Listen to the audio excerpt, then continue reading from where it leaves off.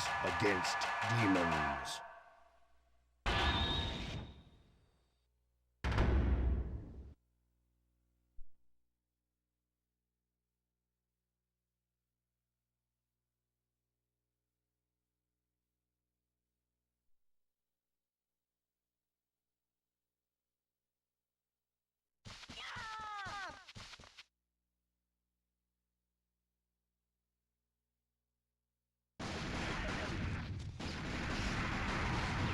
Reload!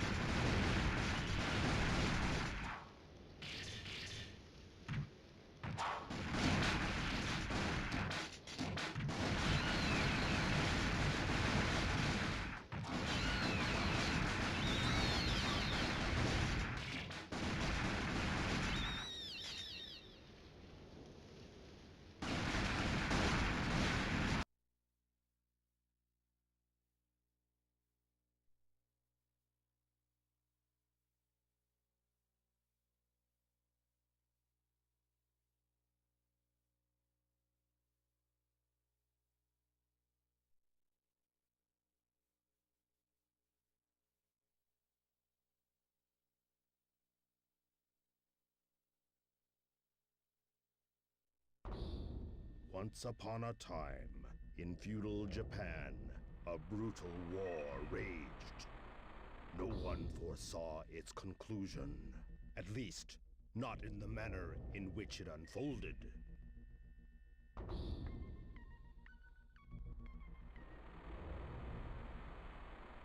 And now, the evil Shogun Kigai has kidnapped Princess Koto in order to sacrifice her for his resurrection ritual. But there is hope.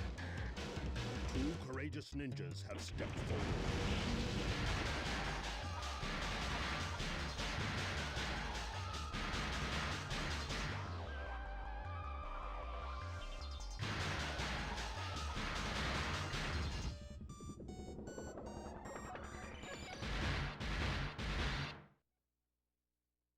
The battle among humans has ceased, and in its place, a new battle has begun. Humans against demons.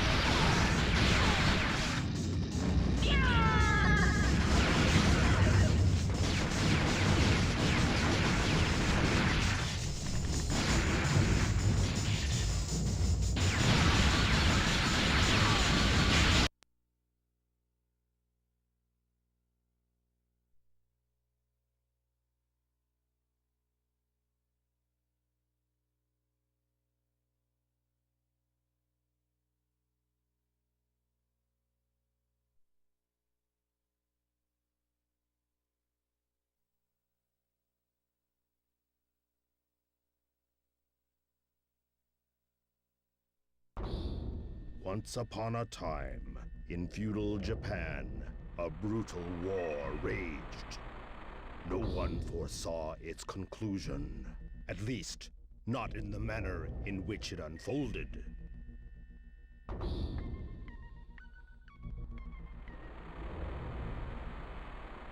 And now, the evil Shogun Kigai has kidnapped Princess Koto in order to sacrifice her for his resurrection ritual.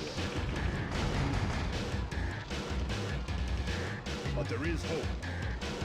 Two courageous ninjas have stepped forward.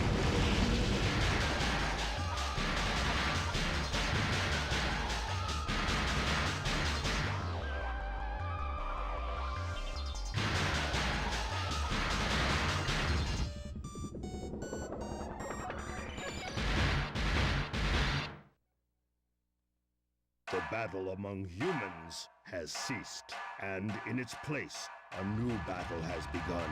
Humans against demons.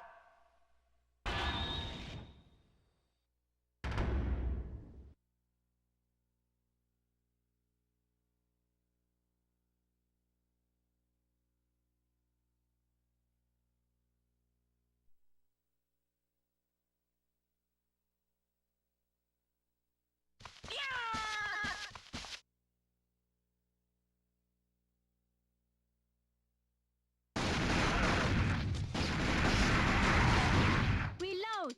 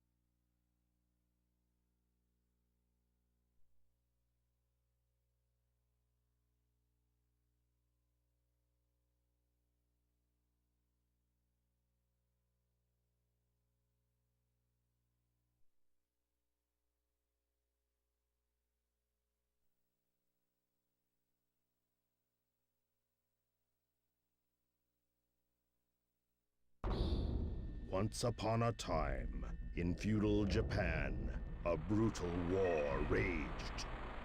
No one foresaw its conclusion, at least not in the manner in which it unfolded. Hi, everybody. Sorry we're running a little bit late here. It was not intentional, but Well, you know, I was rushing to get a few things done before the stream, but yeah, you know, I was out. Besides the point. I was out walking Nelly, and we got like caught in the rain. Oh no! Yeah, it was, when we had to run like a quarter of the way back. You know, it was and she doesn't really like any kind of doesn't like water, so she was like really running right next to me because she wanted to get home as quickly as we could. I see there was a $5 super chat from Dad1153. Thank you. Saying, tell the truth. Pandemonium's epic 4.5-hour virtual cop review inspired tonight's stream, didn't it? Actually, it didn't. You know, like I haven't watched it yet. I had it all queued up to watch the other day, and I got like way sidetracked, and it just like didn't happen. You know, I have to admit, like, until this video came about, like, I had never, I still haven't watched it myself, but I had never heard the name Pandemonium, and I'm under the impression that it's someone that's been around a while. But I am just like, I do not keep my finger on the YouTube pulse. Oh, we definitely talked about it like during the stream before. He. Oh yeah. But I mean, like, until people started talking about this video, like, that was not a name I was familiar with, just because I'm just so like disconnected from like the YouTube scene. Like, I don't pay that much attention to like who's a big deal and all. So did you watch it? No, I have not watched it, but I want to see it because I hear it's amazing. So but I'm just saying, like, I feel embarrassed that everyone is like really excited about this, and like that I was just like, oh gosh, like this seemed to be a video people were like excited about, and I was just like, felt like a little bit embarrassed that I didn't even know like who this was. Oh yeah, no, you should. Because I felt like I should, but I'm just saying that, like, I'm just using that to emphasize my own ignorance of the YouTube scene. You know, you should, if after you watch the Virtua Cop, you should watch his Virtua Racing one and also his NBA Jam Tournament Edition. Even if you don't like basketball, like, I think that you'll think that it's really, really interesting. And they're all like these epic, you know, just like 4-hour long documentaries. Whew. I mean, they are exhaustive. Like, they're like, there's just like there's nothing left to be said about any of these games after he's done. I mean, he talks to like people that were involved in development, and it's just like really talks about the state of the world, like, around it when they were made. It's just really, really, really good stuff. And like I said, I think I said last week, his narration style, just the way that his line delivery is so good that I'm just like really envious, because he sounds like almost like a sportscaster, like you know, like a news reporter, like, and / sports announcer, and just really, really good stuff. But really, the thing that inspired this was the fact that, I mean, some people may have seen that that we helped John with a Klonoa series video for DF Retro, and I do this little segment, like this 5-minute segment, like probably about halfway through, where it talks about like all kinds of different cameos of Klonoa, and there's like one part where his face is in one of the mini games in Point Blank 3. So I'm like, oh, I'll just get that out. And I ended up playing Point Blank 3 for like 2 hours. When I was supposed to get like literally 15 seconds max of footage. I ended up playing for like 2 hours. I'm like, oh man. So like, the next day I got up and I'm like, I'm just going to play some Point Blank 1. So I like dived back into the RPG arrange mode in Point Blank 1. Yeah. And you know, I would have played Point Blank, but I realized like I played Point Blank on stream like years ago. So I was like, you know, I'll play some PS2 games. You know, I haven't finished Ninja Assault or Vampire Knight, so we'll see how it goes. Yeah, well, you know, I see Office Gossip in the chat is saying, I'm rocking a 14-inch PVM. Is buying a light gun worth it on such a small monitor? Totally. The games that Coury is playing tonight, I beat on a 14-inch PVM. Back when we did that light gun games episode. What was the theme? Was it only PS2 light gun games? Yeah, you covered these two games specifically in it. Yeah, I covered Ninja Assault and Vampire Knight. Yeah, and I played them co-op. Yeah, on a 14-inch PVM. We were sitting pretty close, mind you, but it did work just fine on that size of PVM. Yeah, I'm gonna be playing on a 20-inch, but like I messed around with it on my 14-inch, and I think it's totally playable. But you know, I'm not saying it's the best experience to have a 14-inch PVM, but hey, I played these games and I greatly enjoyed them on that size of screen, because I did not have a 20-inch PVM yet at the time. You know, I was thinking, are you sure that we've not streamed these before? Like, because I feel as though maybe you streamed one of these two, but I didn't know which one. Because like I feel like this was in our episode debrief days. Yeah. It probably was, but it's okay. Like, Yeah, I was a long just time ago. I was just curious because I kind of just want to look.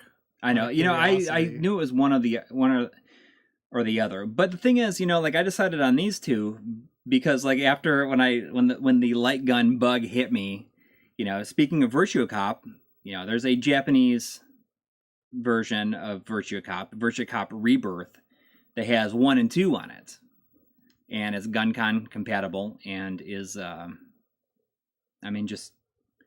is supposedly really, really good. So looks like you played a Kai Katana and Ninja Assault at some point on. Oh wait, no. That's the video. That's the video. That's the video. But Virtua Cop Rebirth, I ended up ordering it because like I couldn't find it, for the stream. So I just wanted it anyways, but it won't be here until tomorrow. I ended up ordering that, and also the Japanese exclusive the Gunvari collection, which has PS2 versions of Point Blank 1, 2, and 3, and Time Crisis. And speaking of like the video that we did with John, there's a little segment on the PS2, the Namco 50th anniversary collection. Don't spoil that because it's like super mind blowing. Actually, like don't spoil too much. Like it kind of blew my mind. What I'd never heard of it, and it's I hadn't either until it's unlike it. Like it's only don't tell them what it is because maybe I want to buy a copy before they get expensive because it's really cool. Like the idea, it's unlike anything I'm aware of existing otherwise on PS2. Which I think, but I think that's what that Gunvari collection is as well. Oh, okay. It's just Time Crisis, the first Time Crisis, and Point Blank 1, 2, and 3 on one PS2 game, and it works with the GunCon 2, and probably maybe it looks better in faster loading and stuff like that. But it's probably 240p. Yeah, it's kind of mind blowing what those collections are. Yeah, because they're like native ports, but they don't look like it. But they also have some advantages because they look like they don't. Yeah, they are native like PS2 games. Right, because they run in 240p, and but they also do some things that PS1 games don't do so well. So it's interesting. Right. Well, it speeds up the loading, and in some games, it gets rid of the the texture warping and stuff like that. It's pretty neat. Yeah, it's very neat. But yeah, so I was like, well, I could technically just kind of play a bunch of light gun games, but we'll see how it goes. Yeah. There's no real expectation, but I haven't played Time Crisis 2 in a long time. Or 3. I could always play those. So I've only set up to get some footage of Time Crisis 2 with 2 PS2s linked, but now I'm kind of thinking about trying it again. Now that I have the setup here, that it'd actually be kind of fun. Like if I got the right cable to do that. Yeah, it just needs like a FireWire DV, like a DV, like an iLink or something like that. Actually, Ganaman is going to be helping me with some PS2 related things when I see him at Retro World next weekend. You mentioned that he's bringing a hard drive, something. It's something that holds it up. Oh well, yeah. It's just it's a thing. It's a mount that fits inside the slot that holds that supports the SSD. Oh, okay. So what I ended up doing, since it's so close, anyways, I just got a little rubber foot bumper and just put it on the four corners of my the SSD sense. That I put in. But honestly, setting up the PS2 and stuff to use OPL and everything, it's not super intuitive. It is. I've screwed it up more times. I'm like, I'm like, yes, I will accept help. I've definitely screwed it up more times than I'd like to admit. But I have a pretty good workflow for it now, and I also have it set up now where I can copy games to it from like over my network instead of just like having to like I like to like copy them onto it. You can also like boot them from over the network, but I don't want to do that. But I end up getting like a 1 terabyte SSD for it, just so that like I can basically put most of what I would want on it and not have to like worry about it again.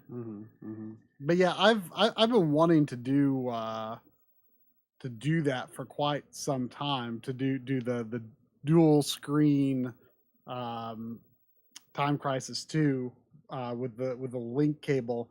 But yeah, just the fact that I didn't have 2 PS2 FATs that reliably read discs.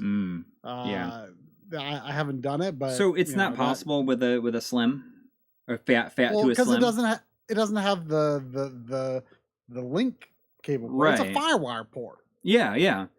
I mean, I used to use FireWire all the time back in the day when that was how I record footage off of my mini DV camera. Yep.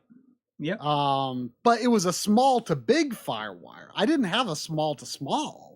So I actually bought several years ago a small to small, or I might have like just stumbled across one at like a thrift store or something. I'm like, oh, I'm going to hold on to this for like the distant future when I someday play Time Crisis 2 on 2 different screens. That's exactly what to do it. That is like literally the only reason I still have mine too. Yeah, see, GameStack is talking about OPL is pretty awesome. I wish the GSM 480p most would be more reliable. Some people swear by GSM, and I do not understand why, because like I went through every PS2 game I owned at the time I did the PS2 episode and found 2 that didn't exhibit issues when forcing resolutions. 2! Like, it is highly problematic. Forcing 480p on GameCube is much more successful. But I digress. So in the past, I used to like play standing up, but I'm not going to play standing up. I'll just be right here. But I like this because I can adjust the arms on my on my chair and I can use it. Like it doesn't tire me out as much. Oh, you can rest your arms on it. I that in my wood panel room, that how I've got like that PVM on top of kind of like a tower unit. In fact, I think the same tower is in the background of GameStack, or at least it used to be. But you know what I'm talking about, Coury? That one PVM I've got up on that taller tower. Yeah. Like I've wanted to do a stream playing either light gun games or Wii pointer games, like standing up on that, but I just haven't gotten around to it. I feel like I want to. Should I try it on normal? I'll try it on normal first. We'll see how it goes. Try it. I mean, it's not like it's an easy game, but I wouldn't be surprised if this was the kind of game that didn't let you like actually finish it on easy.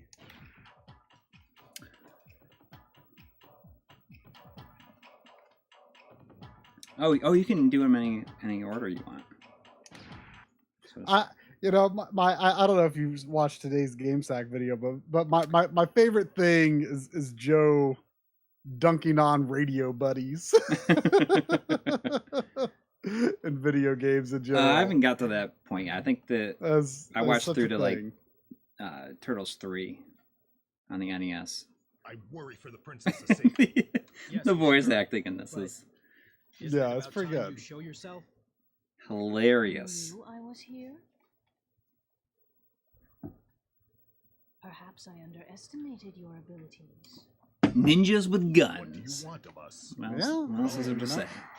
I mean, Time for small talk. I think like guns were actually, I think, more commonly used in like the era of Japan that this is trying to represent actually than I used to think. Like at the time I played this, I thought it was totally ridiculous, but like I think a lot of like the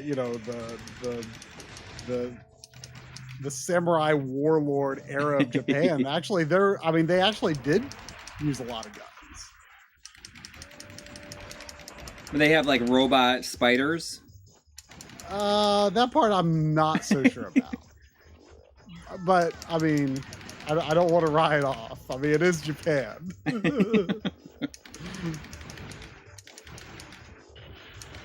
You know, it's just real satisfying playing games like this. I think. Yeah. Oh, can I juggle?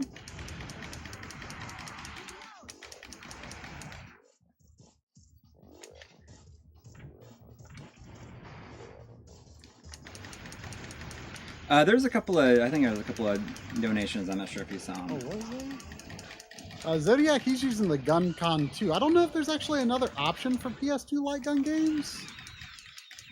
You can use a GunCon 1 in some games. No, there's a not for PS2. I mean, well, you can use GunCon 1 games or GunCon 1 in some games. But I think that there's no like justifier like there was on that.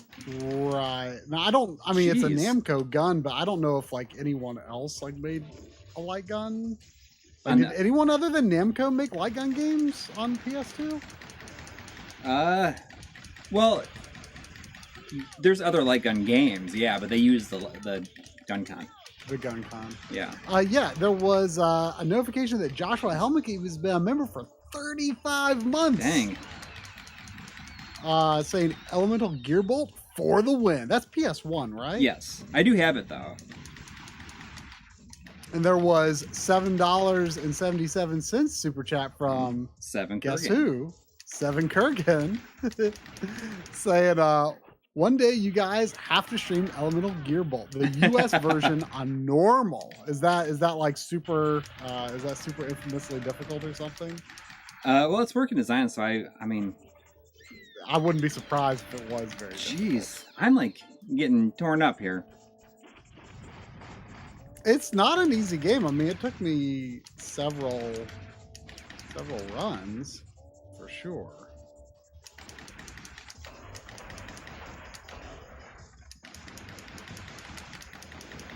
I saw GameSack say this game looks kind of awesome, and you know, I've been of the opinion for a while that like it's got to be really hard to screw up a light gun game. Yeah. Like, I'm sure there are some bad ones out there, but it's really difficult for me to think of one off the top of my head. I mean, not to say that I'm like the most well-versed in the genre necessarily, but it's just like kind of an inherently fun thing that just seems really hard to screw up. I wish I could hit the button to reload in this. You seem to know how to handle a gun. Who are you? This is the GunCon 2. It's like the best, it's like the coolest looking light gun, I think, that's ever been made. It kind of looks like the gun that the Gillian Seed has in Snatcher. I mean, I like the GunCon 1 more, just aesthetically. Really? But, yeah. Oh, I like that. I don't even think it's close. This almost looks like a... Really? Yeah, I mean, you know, the GunCon 1 looks like it's more powerful. Looks more like a hand cannon. Well, I like the This color looks like scheme something you do better, like too. a fast draw with. And then, I mean, like, the GunCon 3 is like... It's almost like a machine gun, in a way. I mean, I like the color scheme of the... You know, I like that PlayStation 1 body color on the GunCon. Well, yeah, but I mean, that was before they got to, like, make them this color. You know, you can order black and white ones from Japan if you want. Yeah. Of the two. Yeah, well, I've got a black Japanese Saturn light gun. that Yeah, I same haven't here. Had a chance to use yet. I got it fairly recently. You know, speaking of unusual input methods for games, and things that we bought recently, let me show you. Let me go grab something that I bought this past week. That I've not figured out how to get working yet. Okay. I will do my best to keep an eye on the chat while he's getting that. I'm getting attacked by ninjas.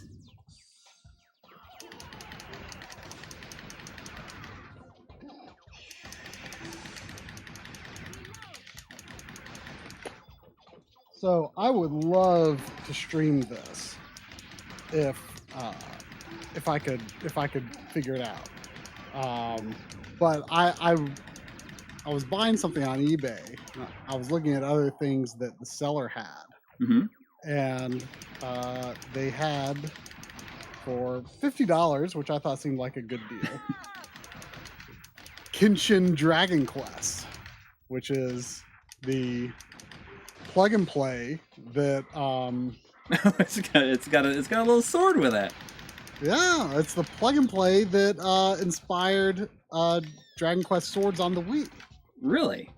And did you know, if I can get this close to the camera, did you know that I guess Zavix either developed it or made the hardware or something? It's got like a Wii style wrist strap for the sword, and it says Zavix on it. Really? And Dustin Kramer says he got from a card off when he lived in Japan. I didn't know Dustin lived in Japan. Oh yeah, he lived there for several years. Really? Well, Dustin, you're gonna have to tell me. Message me on Discord if you've gotten it working, because I can't figure out how to get it to work. Basically, it's got these 4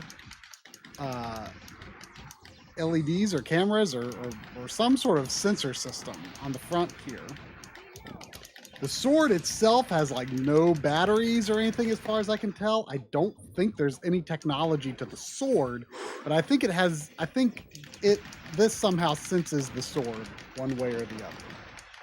I do have the AV cable. I powered it on. I mean, it runs in 240p, which is cool. I mean, it's composite only, of course.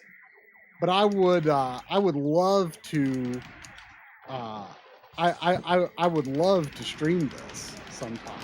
I mean, I don't know if it's that good. It's probably not that good, but I still like just for the novelty of it. But it's just, I don't know, it's a cool thing to see because like I ran into the retro tank just to power it on. And check this out. It actually has this little memory card that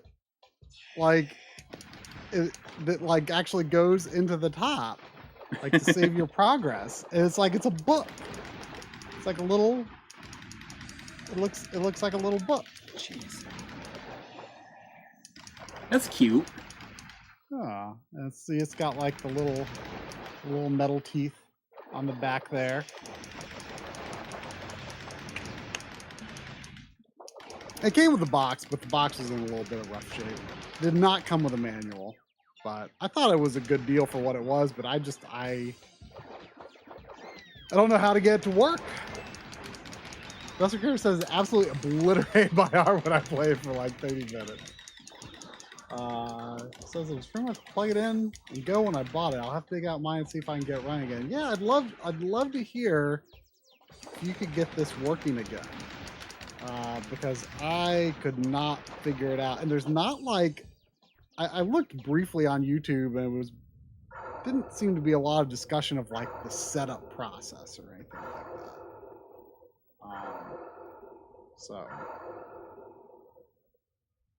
But you know, it's a neat thing. Did that first level not have a boss on it, I guess? Well, like, I mean, this sword seems to be in fine condition. I read some, you know, I did Google and like there seemed to be a lot of confusion about how it actually works, and a lot of other people were confused about how to get it to work. So I don't think there's necessarily likely to be anything wrong with it. I'm just like the lighting conditions or the distance between the system and the sword or something. I'm just like not doing something right.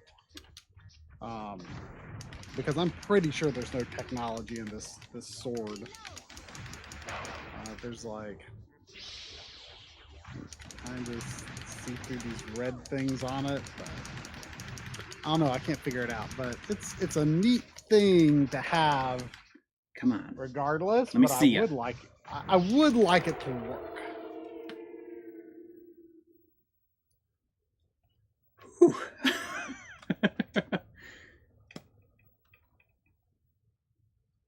I saw something about. You can probably find the manual online that like maybe describe more about the distance that you're supposed to play it at.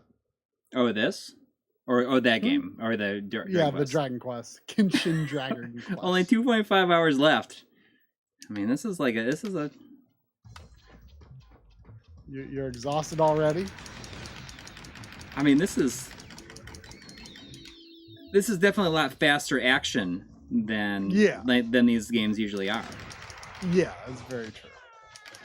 You know, I went on PSN and ended up buying House of the Dead 3 and 4 that they have that you can use with the Move. Oh, because you know, buying anything off of... Do I? I don't know, but if you don't, you should definitely get it before you can't. And you know, they have machine guns in that. So it's like a lot easier to play. I can't quite read my shuffle here. Hang on. Oh, it's you probably have 2 and 3 return for the Wii. You might have that. No, 4 was digital only, I think, on anything. I have House of the Dead 2 and 3 return on the Wii. Yeah. I bet that's better than, well, no. You probably have Overkill also, I'm guessing, right? I have Overkill on PS3. Okay. I'm pretty sure it's the director's cut. Yeah, I think Move works. I think Move works with it. Yeah. That game is like hilarious from the few minutes I played it. Yeah. I'm looking forward to playing through that. Like the grindhouse style, like opening cinematic for like the first scenario is like. Oh, amazing. I mean that's the whole game. I know, but like just like the cutscene is just it's so good. It's pretty funny. It definitely nails the intended aesthetic. Yeah. Reload is just shooting off screen. There was a donation, I think, when you were talking. Oh yes. There was a $4.99 from Ludicrous Fool 79 saying Starsky and Hutch game was an interesting use of light guns, supported in both the PS2 and Xbox version. But co-op only. Drives the car and the other shoots. Oh, that's cool. Yeah, I mean, that's kind of like that Lamborghini game with Super Scope. Yeah. Where you could have one, you could actually do it with 2 players. But I was kind of just an Easter egg more than anything. How many stages are in this? That's actually but that's definitely a really cool idea. It says stage 4, but I think it has branching paths, and it's got 2 characters that may go to different levels. I think. Oh wow! Look at the size. There was a $20 super chat from EB Chill 2. When that popped up, the character in the game goes, "Look at the size of that thing." Saying, going to watch the Klonoa video after the stream. Corey, does the ending of Klonoa still hit you hard? I remember the great video you did way back in the day. Hope everybody has a great week. Does the ending still hit you hard? Oh yeah, yeah. I mean, did it hit you hard in Reverie? Yeah, I mean, I say in the video, like, and it's just me probably, but like I don't feel that the real-time graphics like convey the emotion nearly as good as the FMVs do. I mean, you know, the 15 frames per second, which is I think what the FMVs usually are, like almost kind of creates like a dreamier sort of sensation, right? Yes.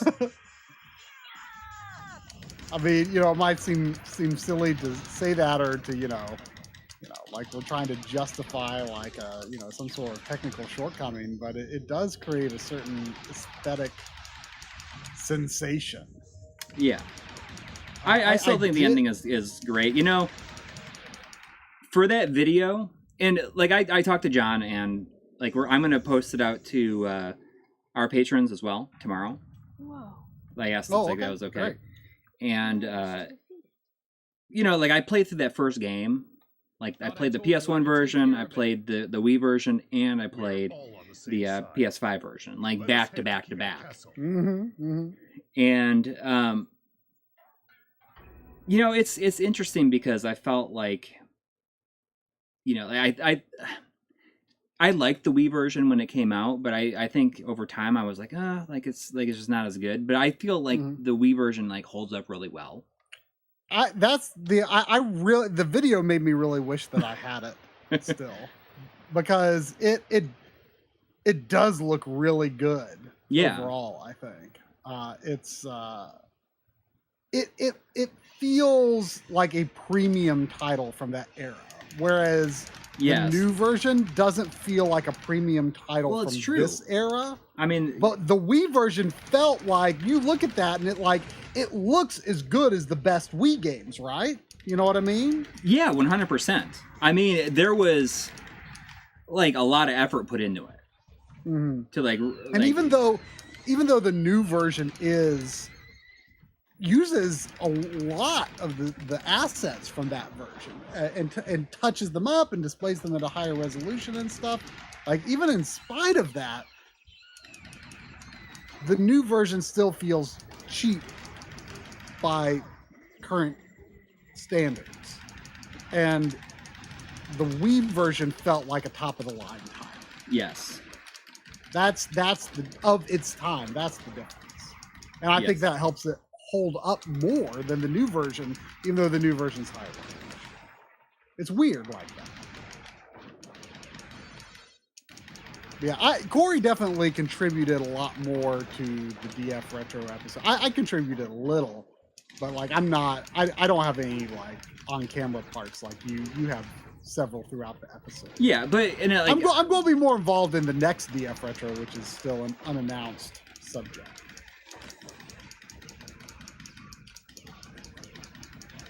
I guess like it's probably a good like, since like we're gonna be like helping John just like make them in general. Just like I'm not sure if it's like we're kind of entering, I guess, a official unofficial partnership to aid in the production. Yeah, I mean, in a lot of cases, I mean for me, because like I have like a full-time job also, like I need to. I can't dedicate as much time as Troy might be able to, although, you know, like you've been like busier than me with your freelance stuff. I know. I mean, the past week plus, I've been busy with a different freelance project. Gosh, I've hardly found any time to escape freelance time and work on MLiG stuff lately, and I'm really looking forward to like actually finishing MLiG Frontiers. I'm gonna knock it down to easy and see what I can do. Yeah, just see what happens. And give it one more shot. But like my thing is like, you know, like I probably won't like appear in it. It's more like I'm not gonna play arcade mode. I'm gonna just try arcade. And I'm like, you know, I will shoot B-roll and capture footage just to like take up. Take the pressure both off of us actually kind of set up like a separate DF like B-roll setup so that it looks different. Yeah, it's like a black MLiG footage. You know, like a black surface, so it matches. I got a gray tabletop, like a darker solid color. Like, you know, like there won't be any. You won't see any wood grain stuff going on there, unless we just like resort to using some archive footage or something. Mr. Dust says, every time you aim at the menu screen, you're pointing it right at us. I wish I could hit a button to reload, though. It just, you know, it's like aiming up and down. Is there not like there's a bottom button, right? Yeah, but no, but like all that stuff is you have to shoot off screen. I'm pretty positive. In fact, this is how I was able to play it co-op, because I only have. Actually, I now have 2 GunCon 2s, but when I played this, I think I only had a GunCon 1 and a GunCon 2. So this one actually is compatible with GunCon 1. I'm pretty positive. Yeah, a lot of them are. I think it depends on how many different... I don't think Vampire Knight was compatible with GunCon 1. Actually, it might have been. Actually. It depends if they need that D-pad, because, you know, it only has... The gun kind of only has like the A and B buttons on the side. Right. Or I mean, more start and select, I guess, if that's we want to consider it.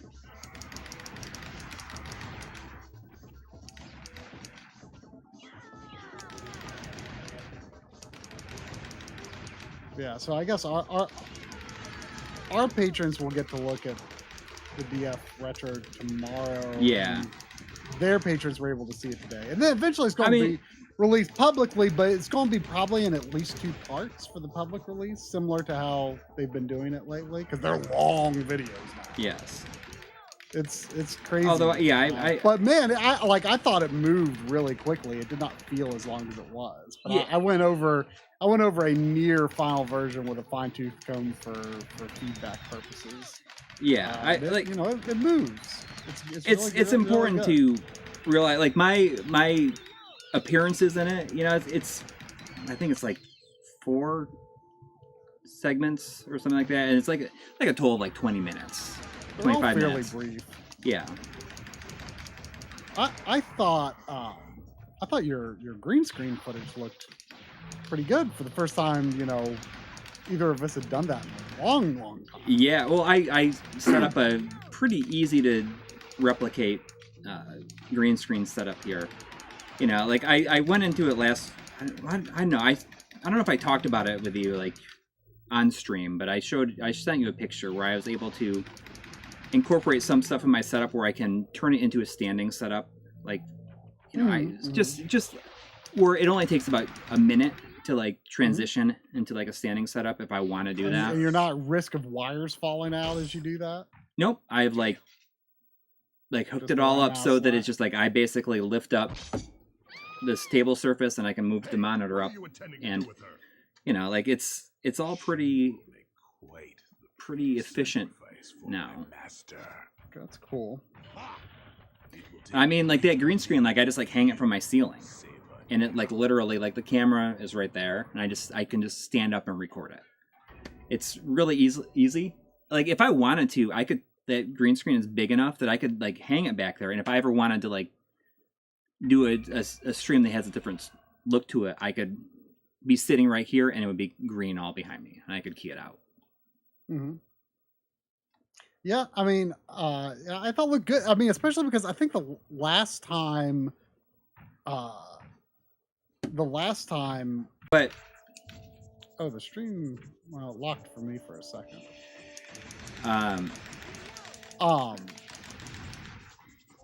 I would even when I was wearing my glasses more, I would still change out of them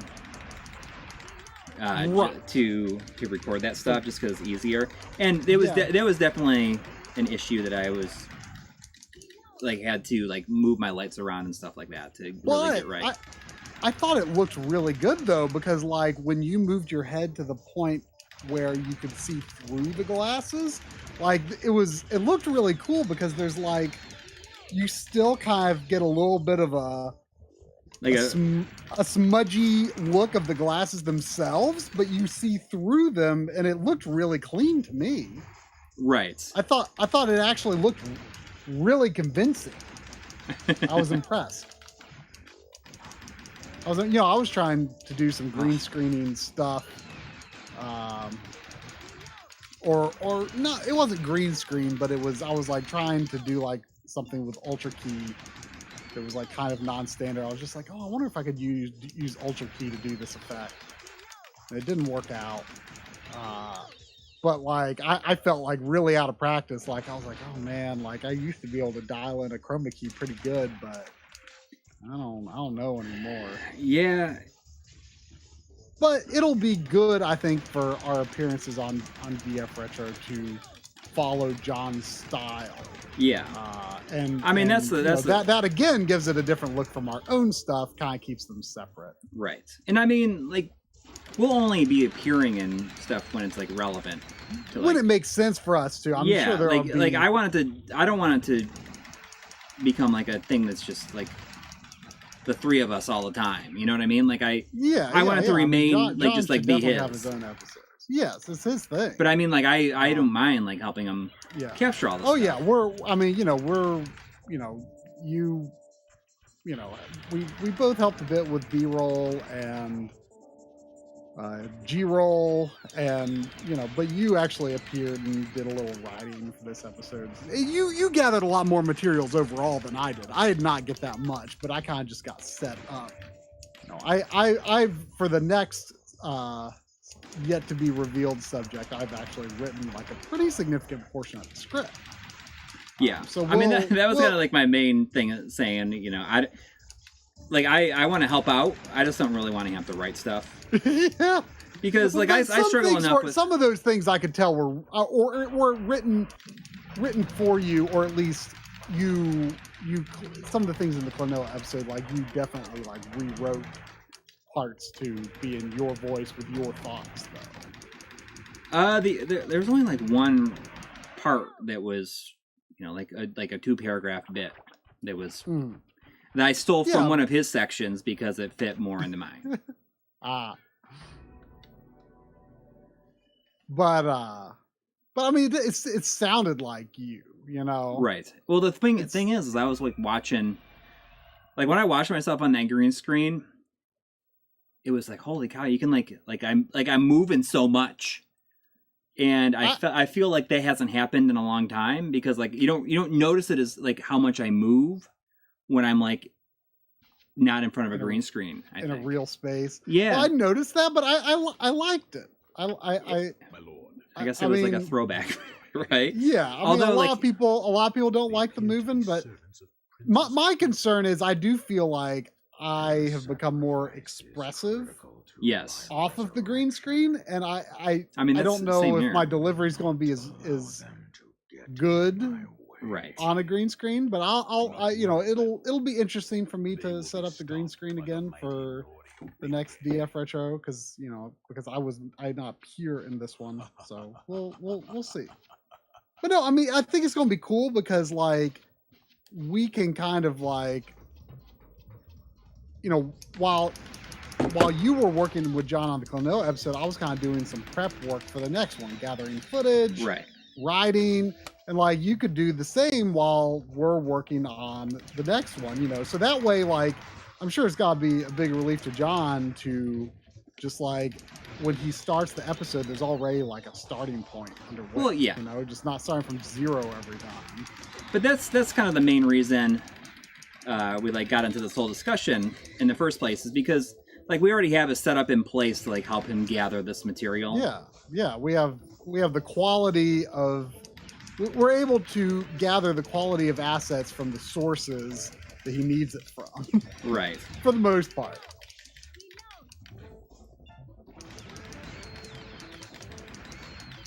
Exactly.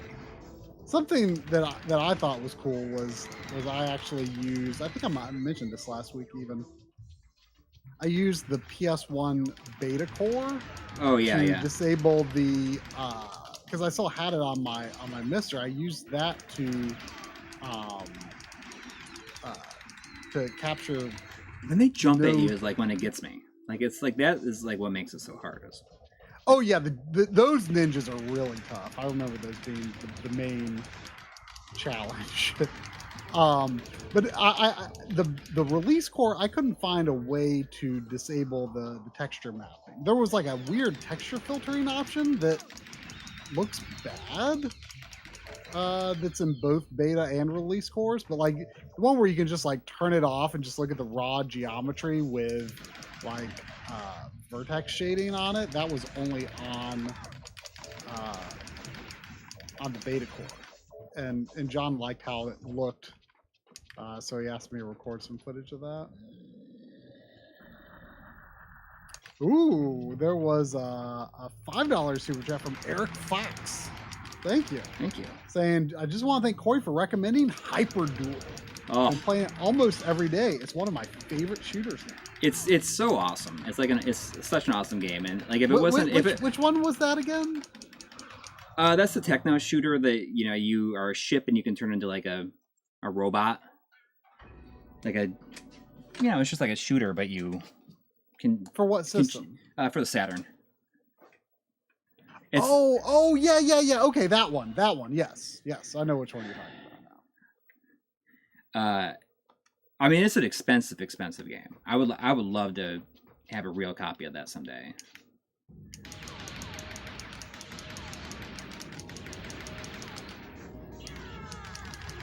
But it's one of those ones that's just going to get more and more expensive as time goes on. Mm-hmm. Although, like, if I was in the right situation, I saw it, I'd be like, oh, well, maybe I could justify it. Speaking of being in the right situation, we're going to be at Retro World Expo, like, this coming weekend.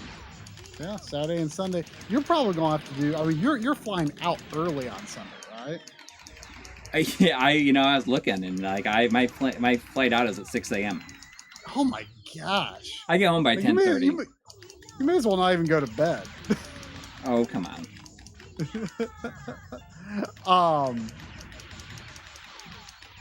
Well. But you're driving.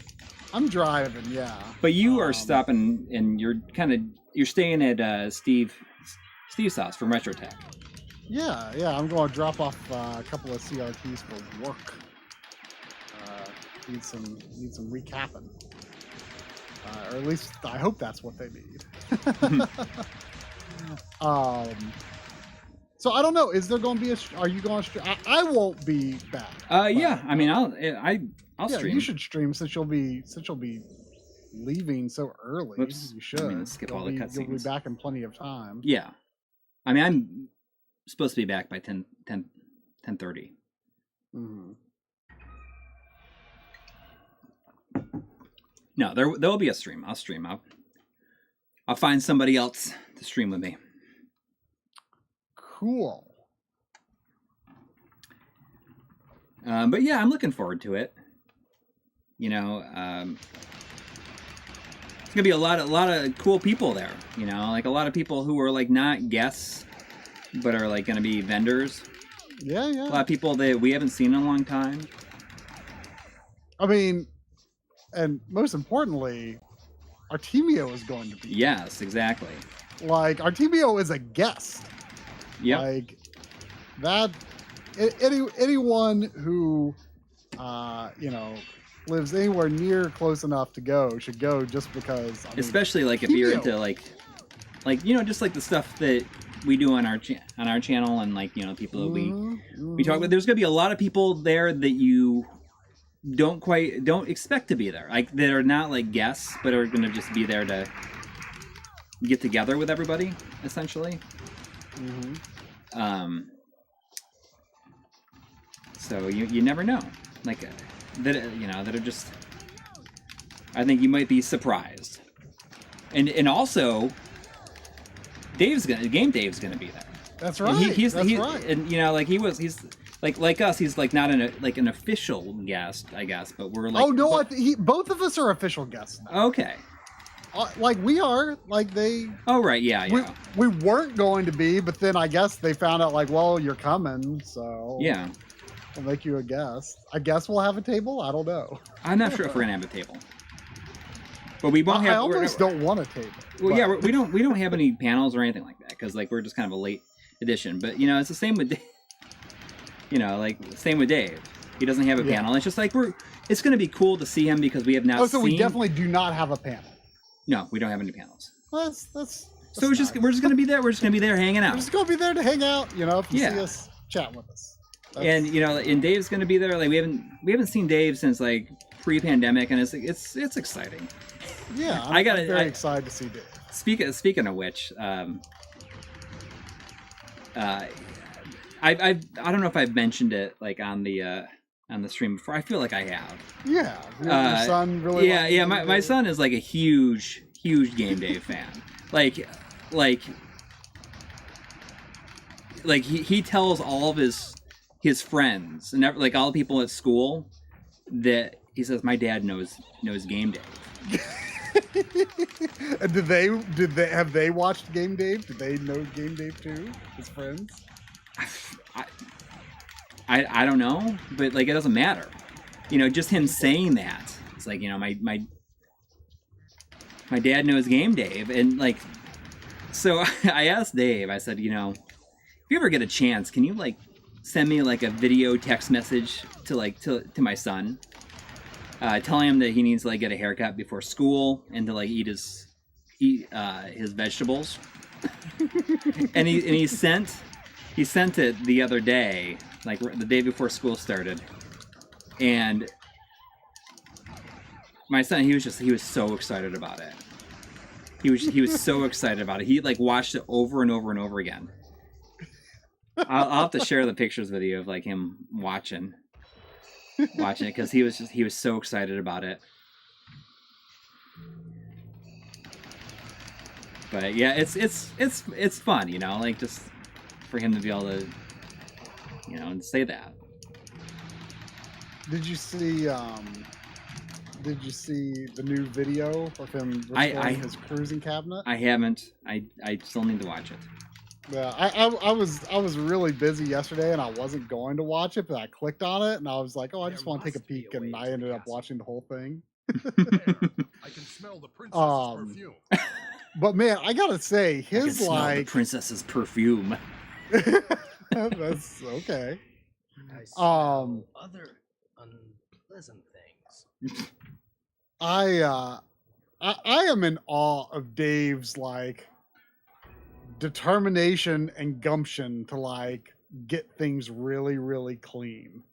Like the lengths that he goes to get like all of the dirt and grime and to restore it to a really clean state. Like I like to get my stuff looking pretty clean too, but like he just has a, you know, I don't even know what the word I'm looking for is. He sticks with it past the point that I would have just been exhausted and been like, yeah, it's good enough. Like he really. Ricky Diamond says, I almost felt my copy when he said bench pressing dumps. I can't remember what the full sentence was, but he was talking about how he was going to poop his pants lifting this thing. He's like, this is some going to make some bench pressing dumps.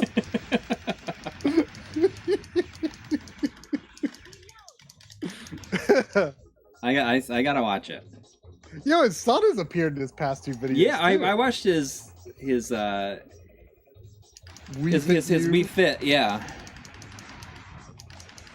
Yeah, his son was like, I want a thing on my leg. And then this one, he was moving the cabinet. He's like, oh, Daddy's strong.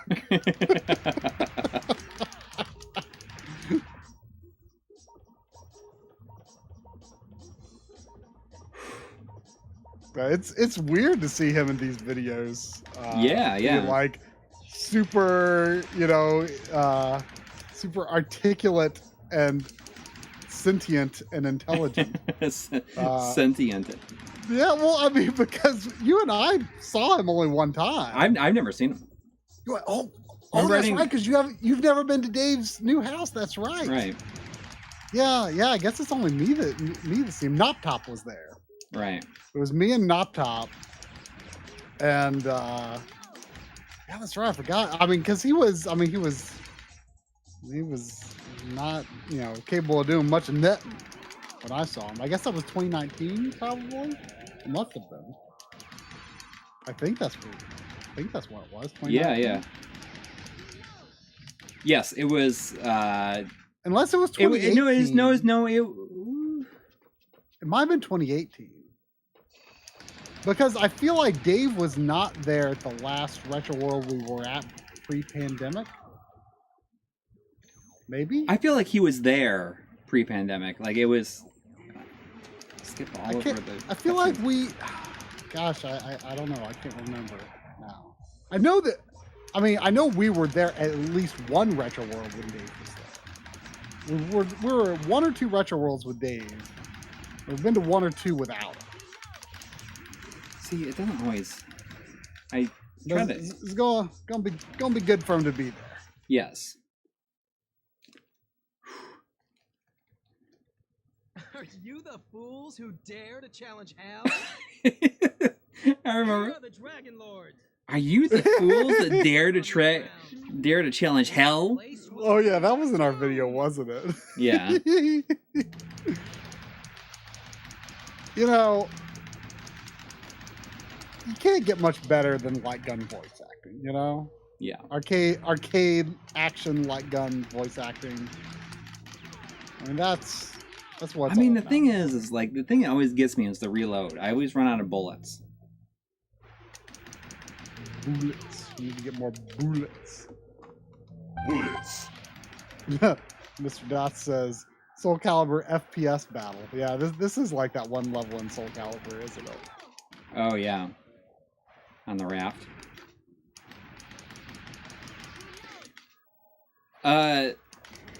So my wife had like went away with like some friends yesterday.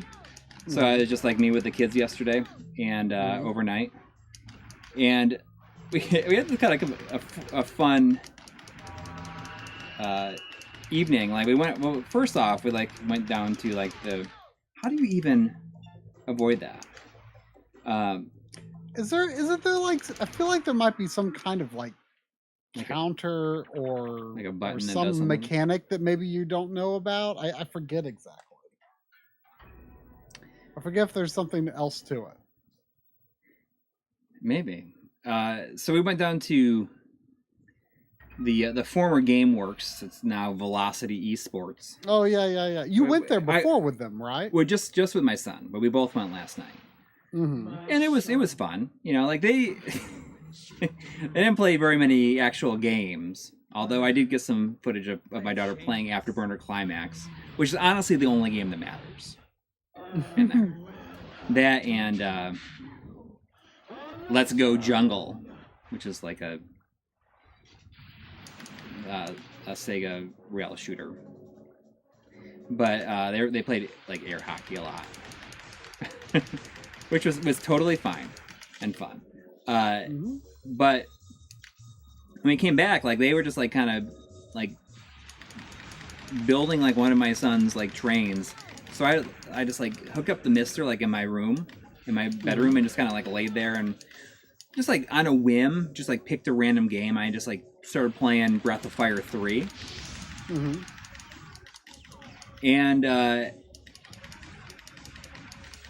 we like had a really cool experience where like they got ready and like got into pajamas and like got in the bed with me, and I just kept on playing, and they were like they got like way into it.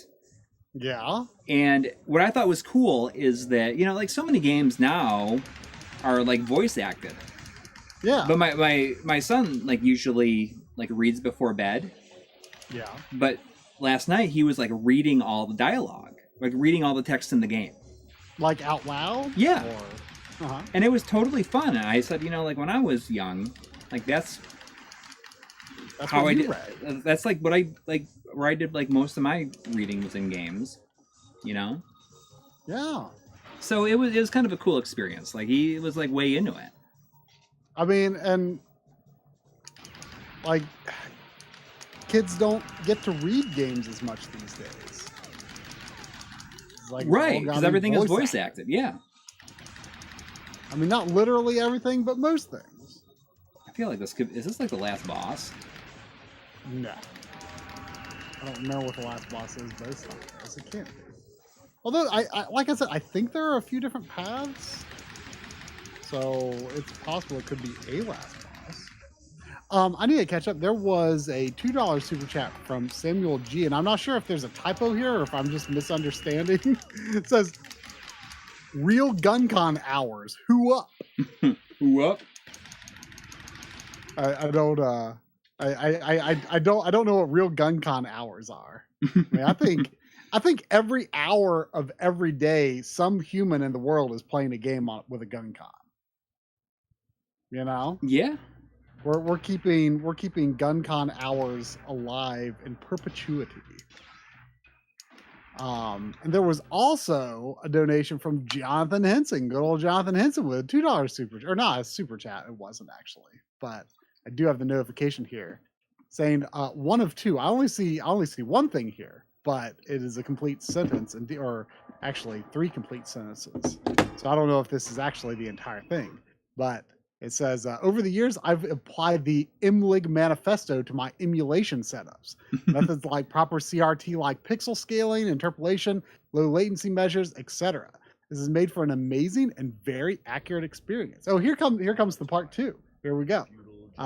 Due to high costs, this methodology is what I push my friends toward who want to get back into retro gaming, but without getting discouraged by a subpar experience. And see, that's really important, because I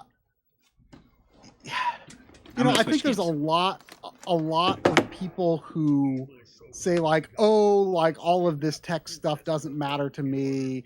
I don't care about, getting the best experience or getting the pixels just right, or, oh, I don't care about playing on original hardware. I don't care about, playing on a CRT. I'm not worried about, getting a better scaler or things like this.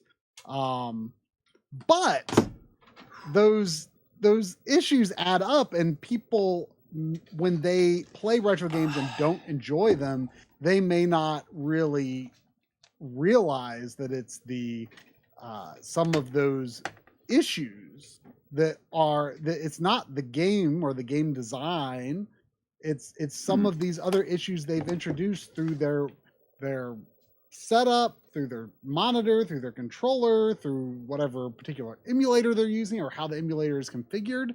But at the same time, you're absolutely right. Like, it's easier to get other people or reintroduce people to retro gaming through methods like emulation. So that's really good to have, like, kind of a set of recommendations you can give your friends, to get that proper scaling and interpolation, and to, do what you can to minimize the input lag.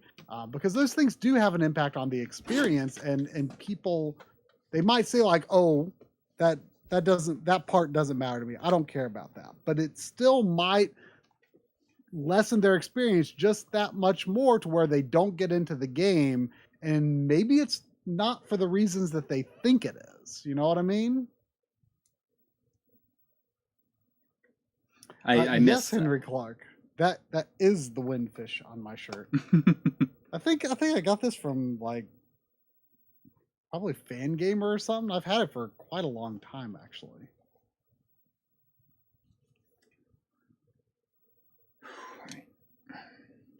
This game is kind of a co-production between Sega and Namco, as you saw, like WoW Entertainment. And WoW made. Oh yeah, that's right. Didn't they make like Crazy Taxi?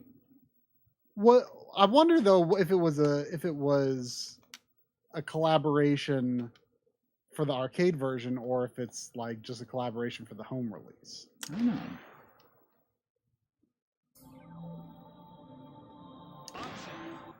Options. This one is kind of it's more of a meatier experience, I think. I think there's a lot. Yes, it absolutely is. It's got like this whole thing where like people can like give you like items between stages depending on how you play and who you save and stuff like that, I think. It's got like a shop and things, I believe. The special mode with brand new missions. Should I do the arcade or should I do special mode? Special mode is kind of like the like a story mode.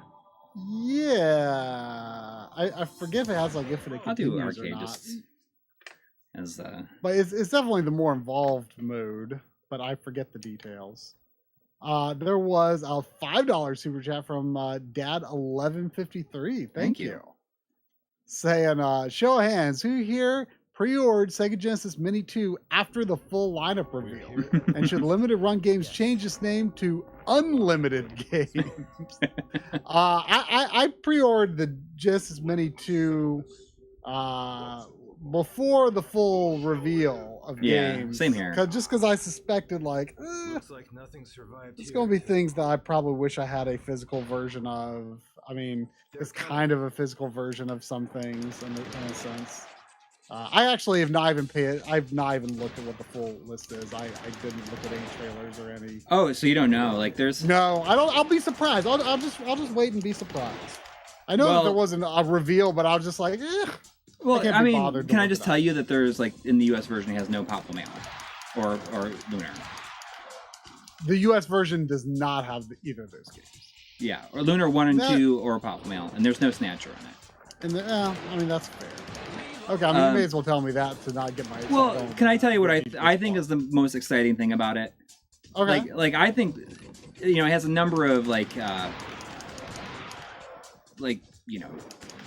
new games or like new old games, kind of like they did with the Darius and Tetris with the Genesis Mini 1. But what I think is most interesting is that there's a version of Space Harrier 2 that essentially uses it's like a Space Harrier 2 like remake essentially, where it I did see some talk about this, but I didn't. yeah, that's watching. the most exciting thing about it to me is like Space Harrier 2 is but only a Genesis game, right? yeah, exactly. And this is essentially what what an arcade version of Space Harrier 2 would have been, and it includes a version of Space Harrier 1 with it, so it probably combines them. And I think that's really cool. I saw, some people say like, well, it uses like a, kind of like how they had like the Giga Drive, or like it doesn't use like any version of like real hardware. Although they are calling it the Sega Mark V, which I think is kind of fun. Because the Genesis or the Master System is the Mark III, and right, and I guess the Genesis would have been Mark IV, so this is Mark V. Like I think it's kind of fun, and like that is the most exciting thing about it to me. Like that is, I mean, I like Space Harrier 2, even though it's like it's not that great. It's like it's pretty choppy, and I think it runs at 30 FPS. But it's just, it's going to be really interesting to see what a real arcade version of it would have been like. So, as for the second part of that question, should limited run games change its name to unlimited games? I don't know if that's a reference to the Embracer merger or purchase or whatever you all call it. I mean, it sounded like most of the employees of the company were like quite positive about it, so they don't seem worried that it's going to negatively impact work culture or anything like that. So. Yeah, I was surprised by it. I mean, we obviously like we were just there a few weeks ago. Yeah, we had no idea. Yeah, I mean, like, oh, he got away.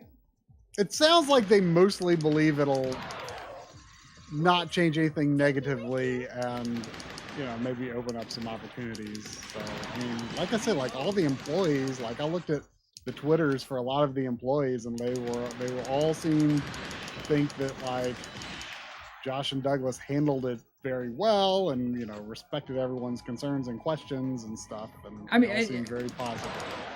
Like, so we'll see. It's just, I don't know. Like the only thing I thought is like, it seemed like they were doing totally fine, like on their own. Like I was surprised that it even happened. Yeah. Like it seems, I think that they are. Maybe it's like in a way to like get stuff out faster. I don't know, but I just hope that like it doesn't, like it's fine now, but as soon as like it's not completely perfect anymore, and then it's like, all right, well, we gotta start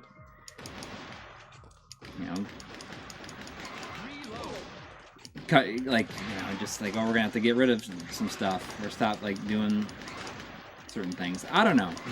Like it felt like they were totally like fine. Yeah. As they were. I'm surprised that it was considered. Yes. Yeah, I was surprised too, but we'll just have to see. I'm sure they had their reasons. Yeah. But as for if they should change their name to Unlimited Games, I mean, they've obviously got a messaging problem with the name. Like people, so many people still think that like, oh, like they don't know about the they don't know that it's like open pre-order and stuff like that. Like I think a lot of people just don't know. Man, you're pretty good at saving villagers, I've noticed. It's all that point blank I've been playing, I guess. I know, I really struggled. Do like one shot, like the real precise one shot. I remember really struggling to save villagers. But anyway, I mean, you almost wonder if like some of their releases need like a different brand. Like they entered like a partnership to release I think it's with 8.4 to release games to the Japanese market. Right. It's called like Super Deluxe or something like that. Which I think is like games, it's a cool name. I like it. Yeah, I mean that's it fits the Japanese market, I think. But like I almost wonder if even for their Western releases they need like an alternative brand name for stuff like Shredder's Revenge, because there were a lot of people that were like, ew, limited run games is doing Shredder's Revenge. But I don't think it's limited run on the packaging. Guess I'll never get that now. And it's and like Josh said on Twitter, like this is not like a limited release, by the way. Like there will be reprints of this one. Right. Like it's not part of like most people think that it's like that there's still like some sort of limited thing. I don't know. There is for most where they won't reprint the games for at least that particular platform, that particular version. But oh yeah, this game has like the stamina meter. Forgot about that. Like that like cancels their attacks. Yeah, I'm definitely liking this a lot more than the other one. Yeah, this one is super good. I mean, Ninja Assault is pretty basic. There's the whole like numbered limited run releases thing, which I don't care about. I don't care about the numbering scheme or getting all of the numbered for this platform or that platform. I don't care. I just want the games to exist physically in some way. Whatever is the I mean, I think a lot of people are like, oh, I wish this game wasn't a limited run game because if it was another publisher, they would do reprints. And it's like, I think you're way overestimating the reprintability of like most of these games. Like, yeah. Like people are just like, oh, I want it, so obviously it should get reprints. But like that's I think that's infeasible for most of. I think most of these would not sell well enough to justify reprints. Yeah. Well, I mean, but then stuff like Shredder's Revenge obviously would. But it doesn't have their logo even on the box, right? I'm pretty sure it doesn't even have their logo. I don't know. I mean, it comes out, I think it's already out. August 30. No, I think it comes out August 31st. Oh, okay. I mean, it's already shipping from. I'm pretty sure that somebody is already shipping it. Well, yeah, some other publishers in other regions, maybe.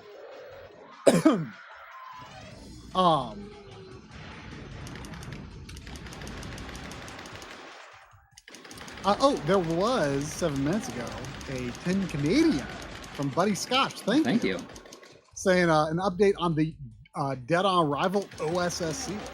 I returned to Amazon and ordered a new one directly from Video Game Perfection, and it works amazing. Oh, yeah. I'll pass the GBSC through to the OSSC for 480i resolution switching content. Well, that's a good idea, actually. Yes. That's a good idea. I've tested the... I don't know if it's like really... It might still be considered sort of beta-ish still, the PS1 digital, the new firmware for it. That has like N64 digital style features, much more robust scaling options. Yeah. Motion adaptive deinterlacing and stuff like that. I am, at least on my setup, still getting drops for 240p to 480i. And I wish I could remember if that happened on the pre-Pixel FX firmware or not. I don't remember, but I'm getting audio drops Like the video seems fine, but I am getting audio. You should errors. update again because I think we were updated to like 2.0.0.1 because we were. I've updated we- twice so far. I don't know Okay, if so there it was should be anything like new this week. 2.0.1 should be the one. Okay. Although if you go into the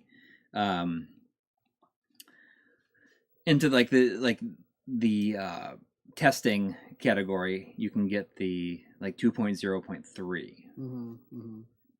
The motion adaptive I do feel on the RetroTink 5X is better, but I haven't like compared them side by side. They're very similar techniques though, I believe, just in how they look. Like there is sort of like an accumulation sort of thing. It seems like where like there's like some things can have like a little bit of flicker when they immediately change, but I find it to be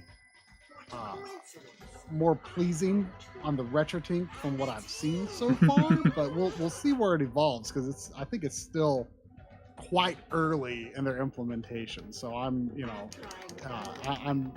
looking forward to some of the bugs being fixed. I am confident that Woozle's got it in.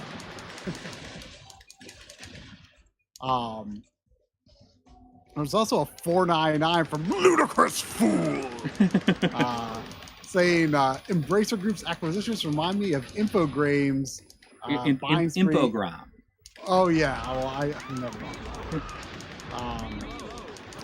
Buying spree in the 90s, which would hurt them long term. Embracer seems unaffected though. I mean, no one knew what Embracer was until like They started buying everybody.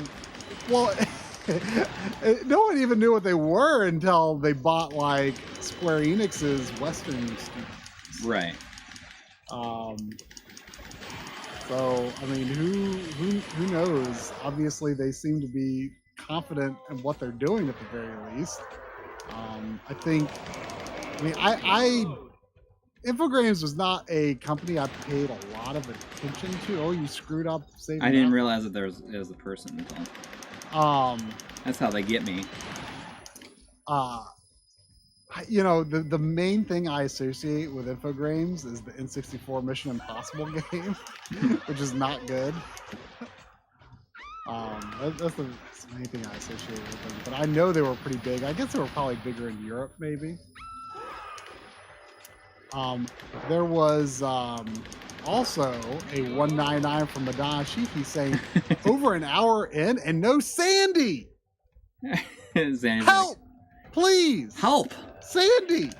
Sandy, help! Help! Help! Help! Help! Sandy, help! Sandy. Yes, I'm back to normal. Madonna Shiki needs your help. She needs to see them fluffums. See them fluffums.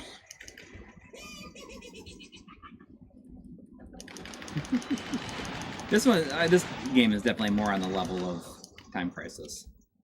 Yeah, I mean, this game's pretty amazing. Come on! Yeah, Ninja Assault is pretty Come on! but it's entertaining enough. I mean, they're like vampire hunters. They've got like some special something around them. There's something special about them. They probably have vampire hunters.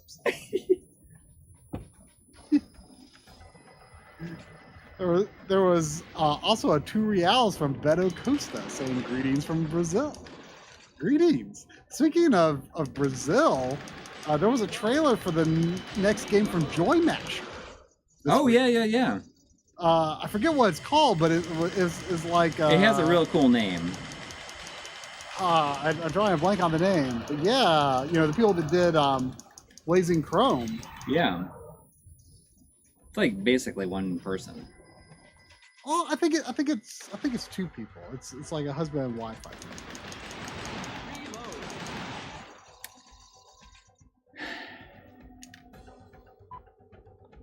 Oh, SXRRY says that they're damn fires. What does that mean? I think it's like a half vampire. Oh. Like Alucard. Ah, Alucard. Avocado.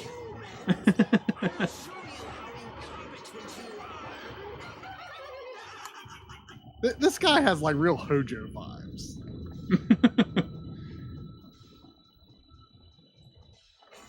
The entire game has very House of the Dead vibes. Oh yeah, I mean this is peak Sega. Yeah. Like it sounds like a very late '90s, early 2000s Sega vibe to it, which is a good vibe. Yeah.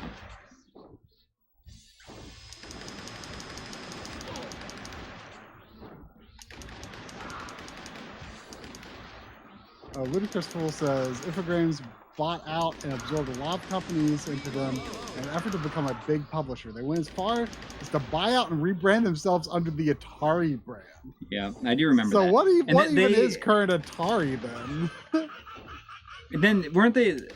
I mean, Atari like published all these weird games then during the PS2 and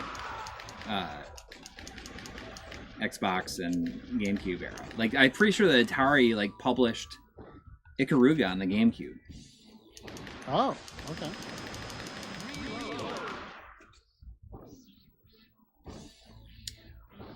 Oh no, there's the $10 super chat from Seabass Nap. Saying 2 more weeks until Charlotte plays in Cincy. Booked your tickets yet? Also, Typing of the Dead stream when? That is... I could do Typing of the Dead. I have This is a game I really want to get. I just have I a don't disc-only even know version if of is it expensive at this point? Yes. But there's a PC version too. It's much cheaper. Yeah, but it's not the same. I really do want that game. For the record, Seabass, I am definitely going. Oh, I have a friend. Is it on your calendar? Yes, I have a friend who has season tickets, and he asked me a while ago. It's like, oh, like what game would you want to go to? I'm like, well, I go to the Charlotte game. And he's like, okay, I'm in. Discord. What? Call me on Discord. I will. And do a video feed. Yeah. While you're there. Yes. And I can tell Seabass Nap I was there in spirit.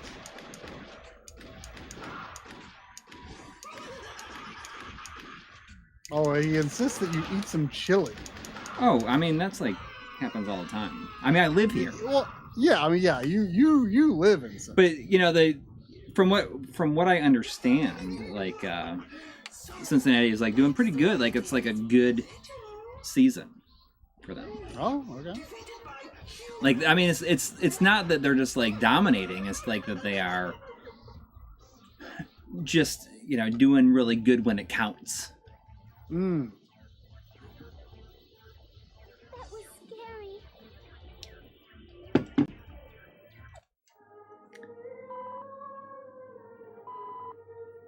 I only have two more credits. I like the bullets are like these. I don't even know what to make of them. They're like little, like they're special silver bullets. Mm. And I'm just like going crazy with them here. There's like between chapter like the results screens give me like a Devil May Cry vibe. Yeah. Which was common. That type of like he deserved it. You still level review was common at this time. Yeah. Man, What do you know? on the CRT, like this game, it just like looks so high resolution. Like it looks HD. Let's see what a human can do. On a CRT, Yeah. it looks HD. It may as well just be 1080p on here. Like I feel like if it was 1080p on this screen, it would like We're look here too. worse. They're coming. Yeah, it's a crisp looking game. Dad 1153 was wondering if anyone remembers seeing or playing these out in the wild. They were definitely released in the arcade, but I did not know about them until a few years ago. I only knew about the PS2 version. I feel like I may have seen a Ninja Assault in the in an arcade like sometime in the past several years, but I can't remember for sure. Mr. Dots wants to know if the voice acting is in HD. Yeah, I guess. Does it I must admit, is the voice acting sent to your controller as HD rumble files? humans? How vain can you be? I don't know. Humans disgust me. So I was telling you about how I just kind of popped in Yakuza Kiwami, right? Last week I mentioned it. Oh, I was just like, I got way into it. And I'm like 12 hours into it. And from what I understand, like, it's not, like, I'm more than halfway at this point. Oh, that's great. It's like looking at, like, general consensus of, like, of the games, like, they didn't really start getting super long until about the 5th one. Okay.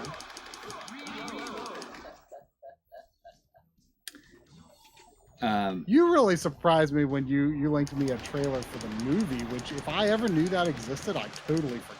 Like I completely forgot there was. Well, when I finish it, I'm gonna watch the movie. I'm sure there's like a subtitled version. Yeah, I mean it's from Takashi Miike. Yeah. He did. I mean he's done like a lot of stuff, Right. But like also notably in the video game space, he did. You almost shot that girl. I don't know if maybe she can't die. He did the Phoenix Wright movie.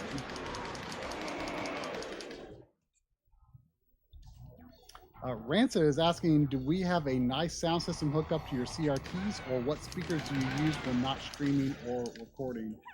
I do just have like a pair of Pulp speakers set up in my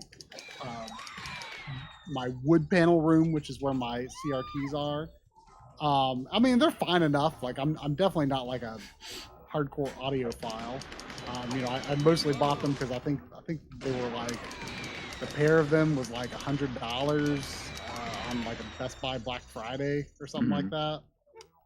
So I got those, and I put them on wall mounts on the wall, just to have stereo speakers, and they're spread fairly far apart. But looks like Nier Automata right here. The Forgotten City. The problem I kind of having with it though. So I got this, like I had such a hard time finding like the right kind of receiver for them. Like everything seemed like more expensive than I really would have wanted to spend for just like, well, for one, like I needed at least an input for RGB and for component audio sources, and preferably also some digital audio sources. And I couldn't find anything that suited the need that wouldn't also be just like way overkill, right? Like it just, I didn't need HDMI or anything in it. I didn't want to spend, hundreds of dollars for whatever I was driving my speakers with. For retro consoles. But then like anything that was just like a stereo sound system, like pretty much just had like a single set of RCA inputs, and it was not not sufficient. So it was either insufficient or too much. But I found on Parts Express, I think it was, which is a big it was Parts Express, a big like audio equipment. This is like Bayonetta right here.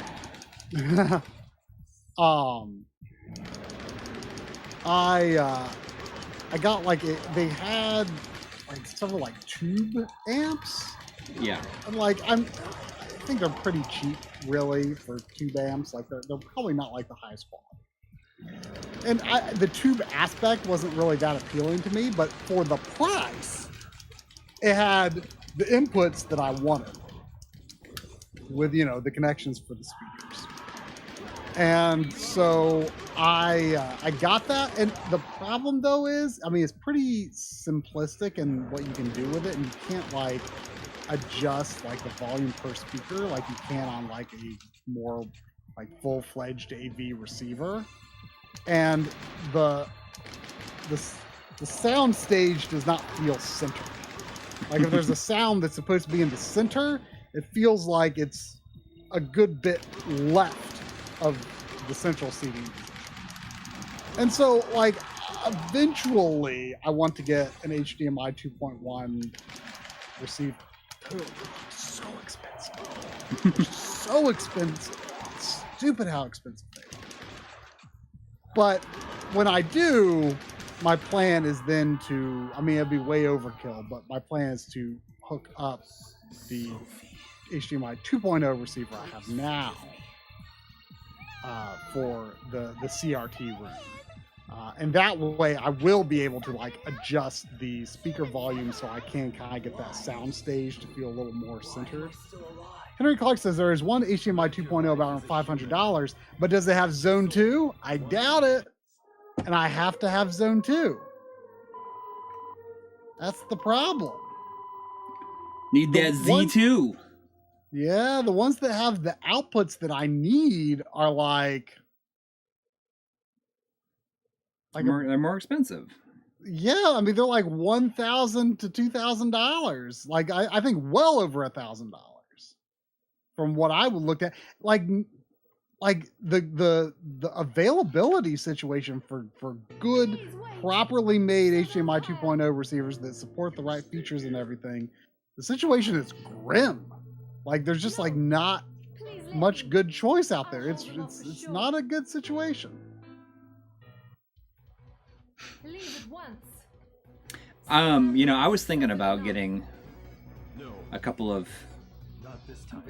two more in ceiling speakers and like using them for Atomos. Like I have two more tiles that I could put them in that would be like basically right overhead. Mm-hmm. So I've been kind of thinking about that. I was tempted by Atomos. I mean, I still am, but I don't know if it's that useful for games. Like, probably a lot more useful for movies, I would suspect. At least for newer movies. But, like, I don't think PS5 supports Atomos. And then, I don't know if it's still true, but remember there was an issue with, like, lag, sound lag when using Atomos on Series X. I don't know how common it is for Series X games to support Atomos. So they get you and matches the background. I don't know. But anyway, that's the long and short of my CRT audio situation. Do you play your CRT audio on your main speaker setup? My CRTs? No. Yeah. When you're playing on a CRT, where's the sound coming from? If I really want to have it, I have like a external speaker that I can use. I got this like I think it's Mackie, kind of like this bigger external speaker. It's pretty. It's cool. Like I used like some gift cards around that I got for Christmas last year. You keep it away from your CRTs a little bit. I see. Yeah. It's actually, what is it called? It's for like it's almost like a sound bar, but it's not. I can't think what it's called.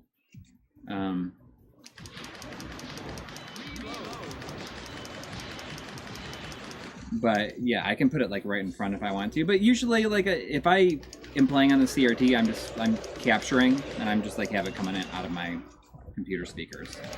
I can also have them come right out of my computer speakers, anyways, because there's like right next, like very close to me.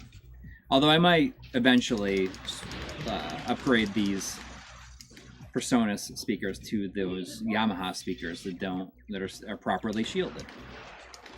I see that. I'll catch up on super chats in just a moment here. But I see that Microwave says a 2.1 receiver. I end up getting an HD3 Vroom, not cheap, but cheaper than buying a quality HDMI 2.1 receiver. Try looking that up, but I understand that CEC breaks with it, so you'll have to do changing sources manually. Which I don't like using CEC anyway. I did look up that thing, and I was Oh, that's seriously almost the looking at end. it. I think was that almost the end. I was seriously looking at that thing, that HD Fury Vroom, where like I forget now. I forget what it is, but like I think it lets you pass VRR to the TV while still using your sound system. But then like something made me think like, oh, maybe this doesn't work the way that I'm envisioning it does. I was looking at that at a time, like as an alternative to actually getting a 2.1 receiver. The Vroom. But yeah, I don't remember. But if you have anything more to say about that, I'd be. I left my doll I'd be Molly curious. up at Snowy Mountain. I can't sleep without Molly. Molly. Please, mister, I can't sleep without Molly. I'll give you a present if you get her back. It's just like all mission based. Molly. You probably shoot. Oh, so did you game over? It did. Oh, I think I was close though. Yeah, see, this has like the quests. Oh, that's and cool. stuff. Oh, you can like equip stuff. Let me see. And it's like it's random, like what quest giver you'll get when you start the game, and like between missions and stuff. I mean, that's what I'm just gonna say. Looks like you're going vampire hunting. Ooh, I can melt. Okay, I'll melt your item down for you, but I can't get all that silver back. Looks like you're going vampire hunting. That's what I'm gonna say to like anybody that they, you know. Oh, looks like you're going vampire hunting. I laughed yesterday. I try this a screen capture. Sometimes I will like do a Twitter search for like tweets that were not like actually like tagged in. Like I just like will do a search for just like My Life in Gaming or MLiG and see what comes up. And so, you know, it's funny. Like sometimes like it will be stuff that has nothing to do with us, because you know MLiG also like is the like there's some show called that, but it also like stands for like when people will also like do like a hashtag MLIG for like My Life is Good. Oh, okay. But other times like people will like will like mention us, and it will come up, and it will like yesterday someone tweeted and said that they like one YouTube channel, but their second favorite YouTube channel is ours, and it like is like in Spanish, and it said those guys are bad gringos. Yeah.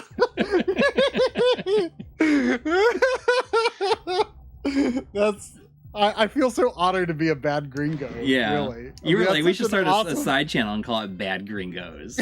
Bad Gringos. I bet there's a channel already called that. Oh man. Like us. I said us. Like of all people. We are bad gringos. Yeah. I mean, I'm assuming it was a compliment.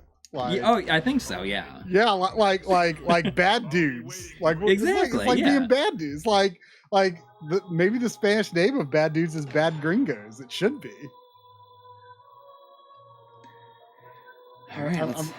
I'm going to Google bad gringos. I hope I don't regret it. I'm bad. Like Cloud FF 7200 says. There's a Facebook page for the Bad Gringos, and they're a band. Oh, okay. We're here at last. Bad Gringos. Yes. For this moment. It's like they're just like walking. I mean, he's like, "We're here at last." The other guy's like, "Yes." I've waited so long for this moment. Yes. Yes. They're coming. They're coming. But anyway, there was. I apologize for getting off track here, Robert Hernandez. There was a $20 super chat. $20 from Robert Hernandez. Look at the size of that thing. Saying, love the weekly stream. On the subject of game hardware, I scored a Super Famicom, PlayStation Vita, and a white Saturn 3D controller for $150 US. Deals can be found if you look hard enough or have friends on vacation in Japan. Is that what I want right there? Sorry. Oh, the doll? Yeah. There we go. Do you have to shoot it? Mission complete. Yes. I don't know. You did it. Um. I'm so happy. Okay, so Thank you very much, Mister. well, I was focused on that. Oh, the Robert Hernandez's deal was a Super Famicom, PS Vita, and white Saturn 3D controller for $150.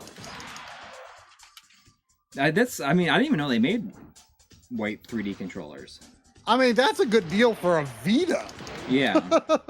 Let alone all the other stuff added to it. Yep. Regarding the HD Fury Vroom, Microwave was asking, what exactly were you envisioning it to do? For me, I needed to take the audio out of the source, send it to my receiver, and send 4K 120 and VRR to my TV, and it does just that. No audio lag added. Well, the thing I need to do, I mean, ideally, I could also play. Like, I would like it to send like a. I forget if this is something it can do, but the ideal thing would be, and I guess that there's that. I don't know if it's out yet, but there's that Elgato capture card that can like pass. I'm really suspicious of lag on it though, because I have measured lag on HDMI pass-throughs on capture cards, so I'm suspicious. But the Elgato capture card, I think it might be out. I forget.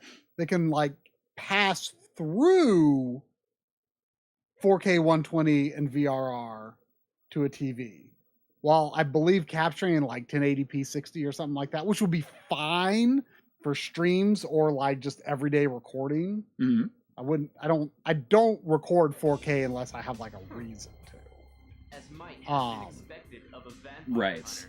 But I would like to be able to like basically like convert it to an HDMI 2.0 signal on one output. But it could still be useful for playing in other scenarios, but it would be limitedly useful. Because like when I'm just like playing games for fun, like I still like to I do this thing I call interval recording, where I set up a macro to just like record a minute every 10 minutes. Yeah. And that way, even when I'm just playing for fun, like that's just running in the background. I don't have to think about it. You know, I just start the macro, and sometimes, you know, you might leave it going after you stop playing. You just delete those files when there was like nothing happening. You know, and then that way, at least I have footage from the game. It might not always be the best footage, but I have footage that can represent the game, you know, mainly in like our, you know, the games we played in 2022 or whatever videos. You know, so, but it's also just good archive material. You know, hey, here I've got like mid-game footage from this game that I don't have to go back and get necessarily now. You know, and now that we've like are building like this, like we are building like a private archive that we use, like, you know, for just the game footage. It's pretty useful to have all that stuff.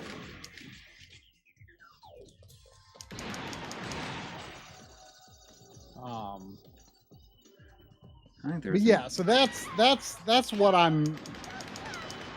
That's where HDMI 2.1 kind of throws a kink in things. Yeah. I am curious about that Elgato card though. Like, even if it can only record 1080p 60, it would be useful in that context. But I'm still really nervous about pass-through lag, because I have seen things that like say that it didn't have pass-through lag. I use pass-through that it did from both my internal capture cards.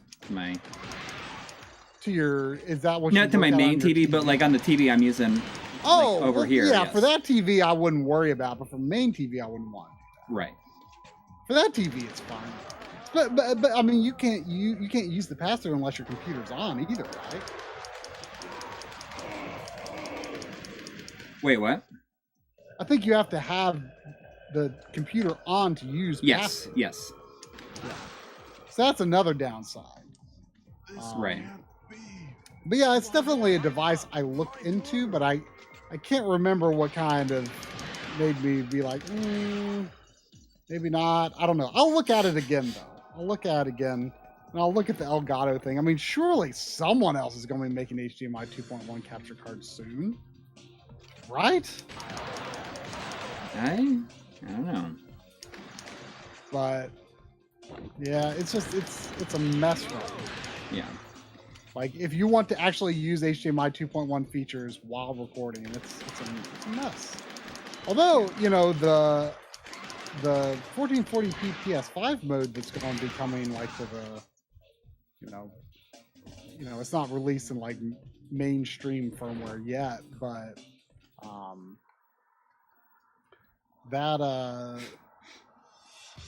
that could be interesting for using 120 hertz modes on HDMI 2.0. Your powers.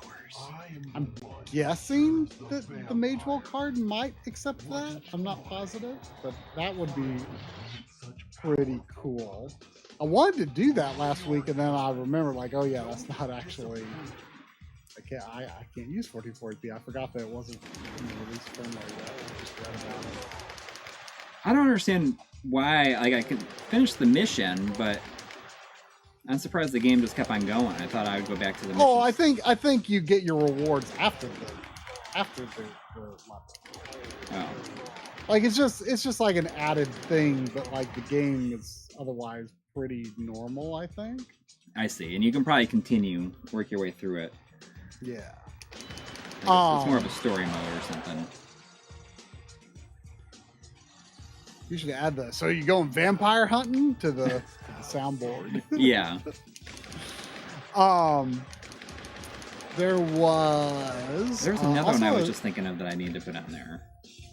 Oh. Like, I don't remember what it was. I'll have to look back to the archive and see if there's something. Well, I mean, it sounds like you're going vampire hunting. It's like definitely something that has to go on there.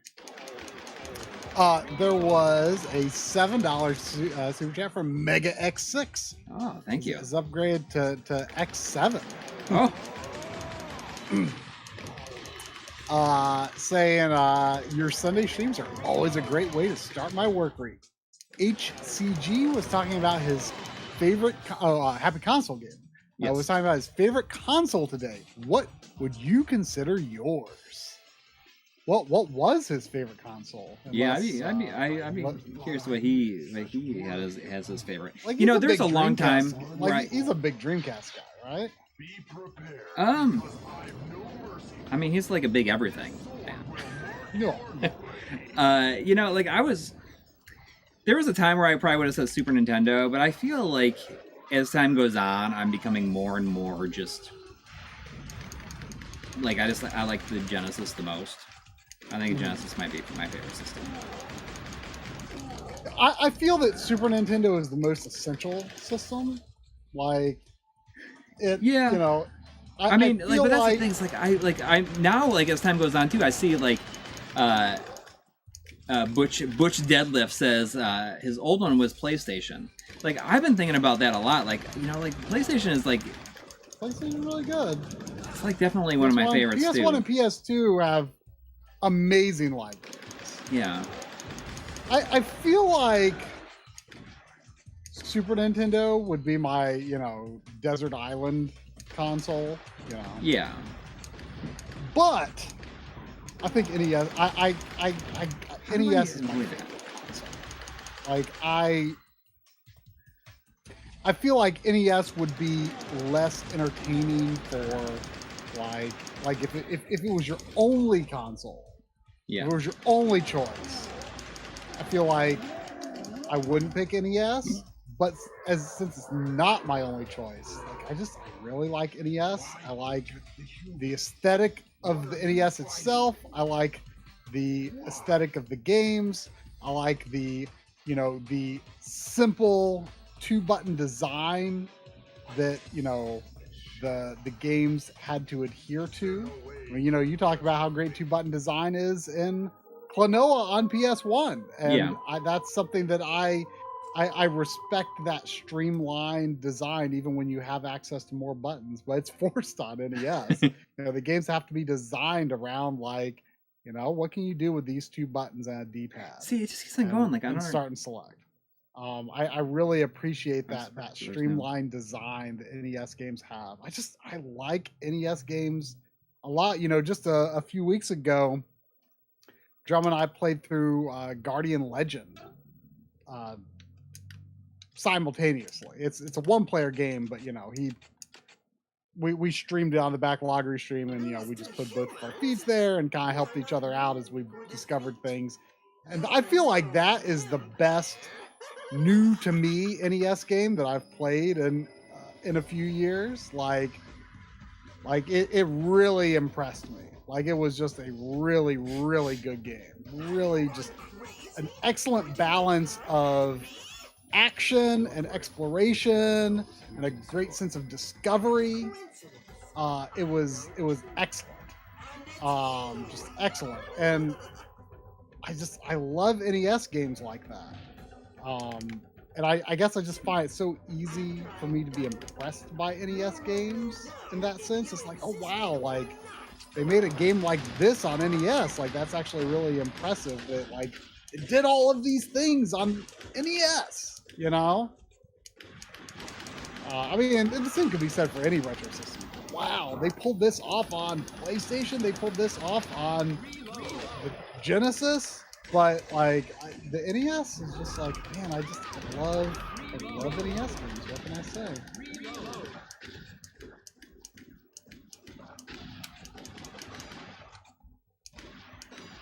I get that silver. When you hit them, it almost sounds like the Survey Says sound from Family Feud.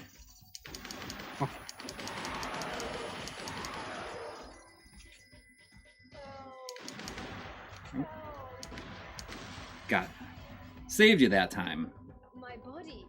My body. I'm back to normal. But yeah, I mean, I think that Genesis would be the...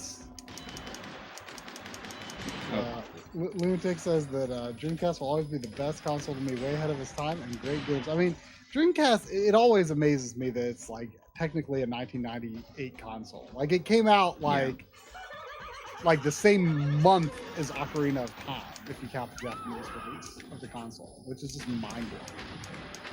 Like, do you like at the time I saw the Dreamcast as being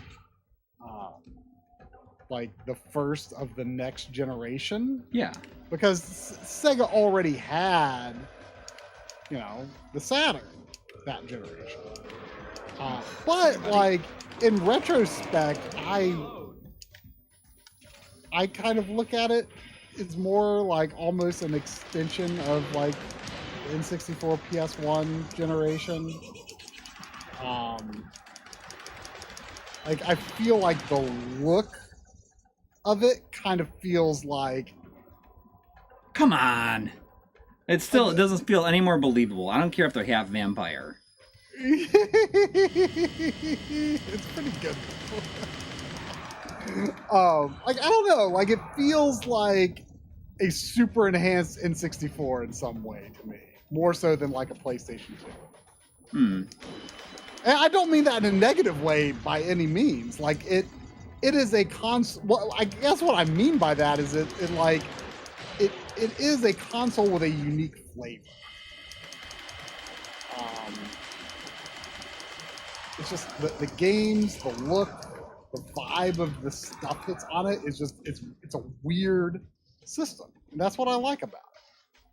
You know, I definitely don't have the most extensive Dreamcast library by any means, but I do enjoy its eccentricity. See, I see that Dad1153 is asking for some Time Crisis PS2 action to end the night. Yes, I will play. Would you prefer Time Crisis 2 or 3? I will play whatever one you tell me to play. I could go for either. I played 2 more. I can beat the campaign in 2. I can beat the campaign in 3, like in probably during the stream. Oh, you're that confident in beating 3? No, not in beating 3, but 2. You know, like I have like unlimited continues or whatever like unlocked because I beat it and I played it enough to unlock everything.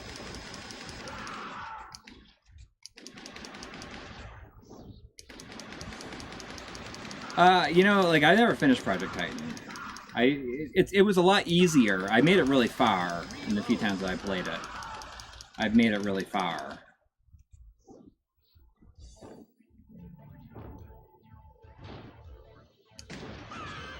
Oh yeah, that one. Is that the one that's on PS1? What? That's the one that Dave. Is that the one that Dave did the deal for us? Yeah. I don't remember. What did you end up getting? Mega Man 8.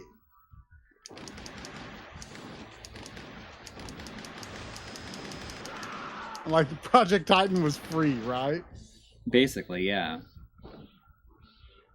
What did Dave get? I forget if he got something. I don't remember. He must have got something. I'm gonna play Time Crisis at the end of the night. I know that Point Blank would be fun also, but I'm gonna stick with the PS2.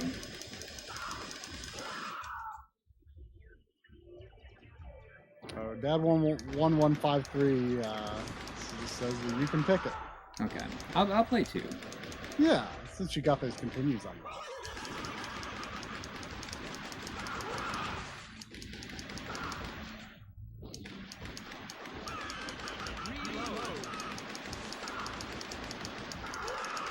Jeez. Fried Zombie says I'm still listed as number 2 on speedrun for Project Titan. Oh wow, that's pretty impressive. I mean, I assume. Imagine losing to this bozo. So, that's the way it is it? Me, defeated by humans? Never!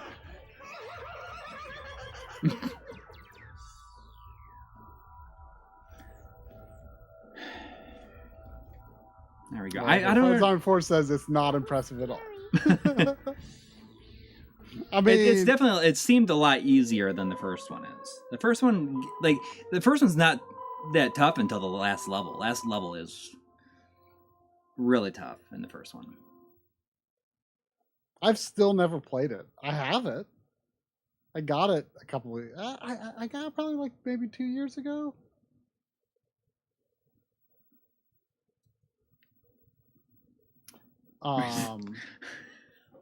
There's the chicken sound. Everyone wants to hear the. That's good! Delicious! Chicken. He's been defeated. He deserved it. You still can't forget about her. I mean, it does look really, really high resolution. What I have lost. Like even the retro tank output looks really high resolution, right? Hmm? On the stream, Yeah, it looks extremely crisp on the stream. Thank you for rescuing me. There's no need to thank us. We're here too. They're coming.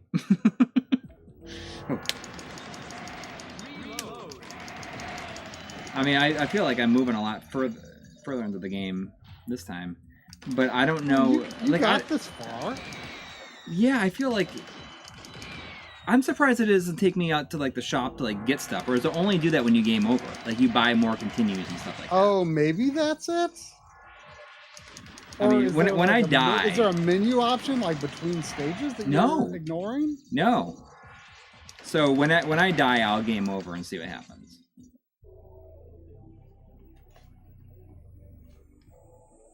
You know, it was actually Dave that told me about this game. Oh, really? Yeah. It's like definitely not like the kind of game that I like would envision being a Dave recommendation. Like it's just not the first thing I would think of, like a PS2 Sega light gun game It's just like not the first thing that I'd be like, oh yeah, figures Dave would recommend that. You know? Yeah. Well, I'm excited to try the Virtua Cop Rebirth. Hopefully, like, there's not too much of a language barrier. And Oh, also yeah. in the... So that's what's on that NAM collection? No. So, no, NAM collection. No. I ordered the Gunvari collection, which has Point Blank 1, 2, and 3, and Time Crisis on the PS2, like PS2 versions, kind of like that NAM collection, but like with those games. Yeah. But at the same time, I also ordered Virtua Fighter Rebirth for the PS2, which has Virtua Cop. I'm sorry, not Virtua Fighter. Virtua Cop Rebirth, and it has 1 and 2 on it, and runs at 60 FPS, and it's like the best versions of the game, I guess. Wow. Maybe you should play that. I know I should have. But I mean, maybe you could play it instead of Time Crisis. No, I can't because I just ordered it. I won't. It doesn't show. It won't show up until tomorrow. Actually. Oh. Like that's. So are the graphics based on the PS1 version though, or no? There's no PS1 version. It's like a. Oh, Virtual Cop. My head's yeah. in Time Crisis for some reason. Yeah, so I think that the Time Crisis in the Gunvari collection, I think is basically like equivalent to like the NAM collection, but with those games. Like they're going to be 240p, but like with faster loading, and you can use the GunCon too and stuff. What I should have asked though, are they based on the Saturn versions or are they based on the arcade versions in terms of like? According to John, like I think he like kind of mentioned, he says that like they're kind of like enhanced versions of the arcade. Like they are. There is a Virtua Cop 2 that came out on the Dreamcast that's like based on the PC version and it runs at 30 FPS and it like does not run very good. Yeah. But this is like from what like as John like it made it seem like they're like the best versions of the game of both games. Does anybody in the chat like have Virtua Cop Rebirth, and can you? So I won't know for sure until I get it.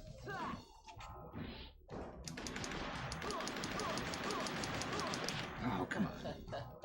I'm gonna let a game over and see what happens.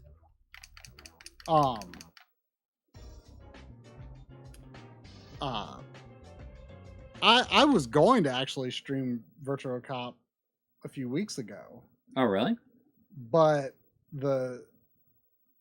when I got that light gun for Saturn, but the discs that I got were like super scratched up. Oh. So I didn't even bother because I mean, a scratched disc is going to make, it's going to wear down your laser. Right. Even if it did work, I just didn't want to bother with it. I might take it to Video Game World and see if they'll. But I mean, they were like the games were like $2. I just added them as cheap additions to an import buy several months ago. I don't understand what this is about. Like, just because like it added so little to the shipping costs. I was just like, well, let me get some cheap Saturn games. I had Virtual Cop 1 and 2. They were very, very cheap, but they were, weirdly enough, for Japanese games, actually very scratched up.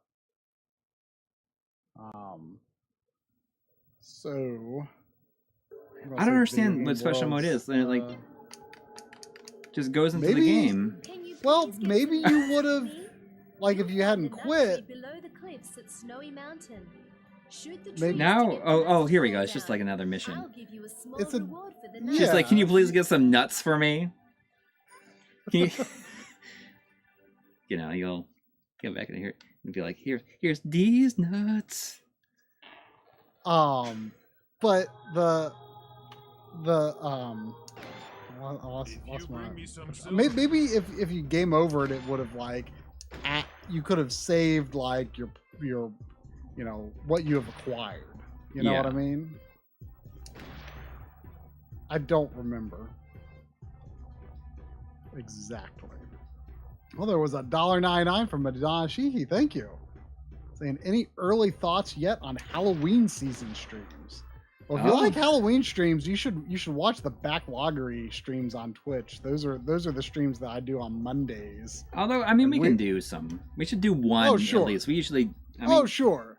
But my point is, I mean, we stream horror games for like a month and a half for Halloween on the Backloggery streams over on Twitch. And we do those every Monday at 7 p.m. to 11 p.m. And this year, Drum is going to play Dead Space. Ooh. Even though the remake's coming, he's going to play that original version. You know, he just got a 3070.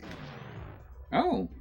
That game is not going to be using it very robustly, but he did finally get a new graphics card. He's been waiting on that a long time. And I'm going to get time crisis. I'll be right back. Okay, I'm going to play Silent Hill 4 this year. I've been alternating for my Halloween stream game. I've been alternating Fatal Frame and Silent Hill the past several years. Last year was Fatal Frame 2. And the year before that was Silent Hill 3. And the year before that was Silent Hill 2. Before that was Fatal Frame 1. So this year is Silent Hill 4. And next year, presumably, will be Fatal Frame 3. Oh, Clock Tower 3. I did do Clock Tower 3 one year. Which, boy, let me tell you, that game is something. The game is a thing. I might have actually played that after Silent Hill 2. I can't remember exact chronology of everything, but oh man. Clock Tower 3, that was that was a video game. It was bad in many ways, but so fascinating. I loved it. I loved it. It was a good game of questionable quality. I enjoyed my time with Clock Tower 3.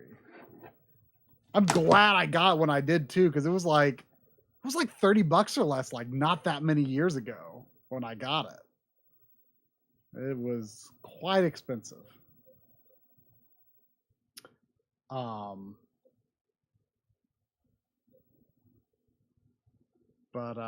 I have no idea really what to expect of Silent Hill 4.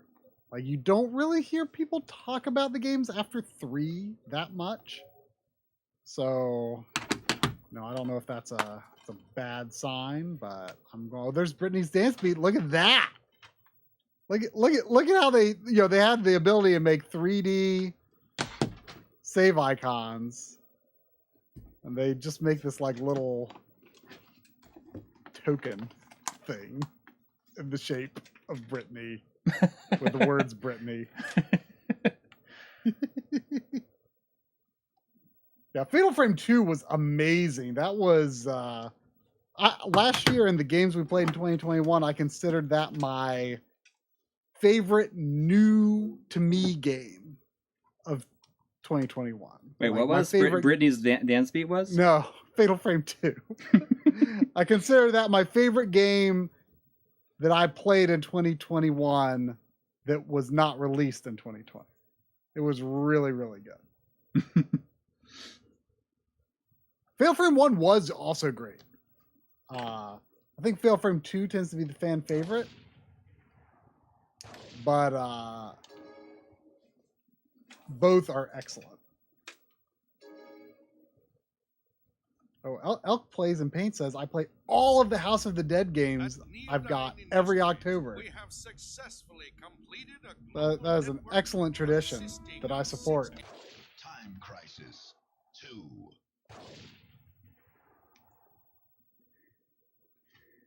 All right. Does Backloggery upload streams onto YouTube? No, we did that. We did do a dump of streams on YouTube at some point when like a whole bunch of Twitch streams were going to be deleted at some, or like Twitch archives or videos, old videos were deleted. There was a big purge sometime back, and we backed up what we could. But those are old streams. The stream archive is on Twitch, but I don't know that much about how Twitch works, so I don't know how deep it goes. But we do the backloggery streams Monday nights at 7 p.m. Eastern. Lots of co-op, lots of local co-op, lots of playing NES games or Super Nintendo games like separately, like we'll like just be working on the same game together and like sort of feeding each other information as we discover things, or and horror games in October. And sometimes September as well. Usually September, because we always want to make October bigger than 1 month. There's too many. We have too many grand ideas for every October. I found some data about the satellite network. Haven't the agents left yet? Keith and Robert are on their way. Oh, it's Keith and Robert. There's often a bit of Sandy in backloggery streams. Well, it appears we have a guest. Looks like we caught you just in time. A leak like this would have been problematic, to say the least. A punch like that, and you think you're gonna conquer the world? Silence! You have no idea how perfect our plan is. Now take her away. What? The plan is so you're there. Perfect. They're like, they shot that guy like execution style, like he.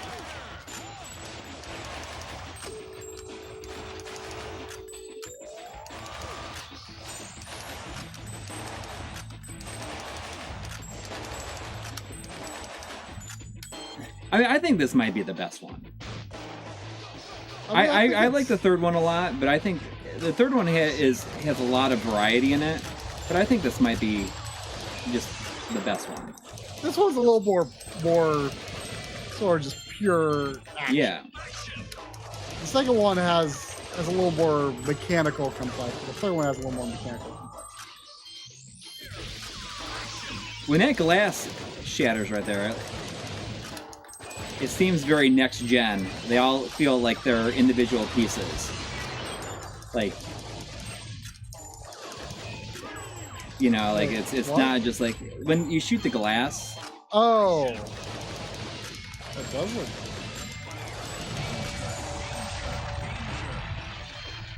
Is it like way loud? I'm sorry, I turned it up a little bit. I feel like it might be too loud. No, it's fine for me. No, you know, I used to play with holding down the button to come out of my duck, but I think it's just easier to have it so you hold down the button if you want to go into cover.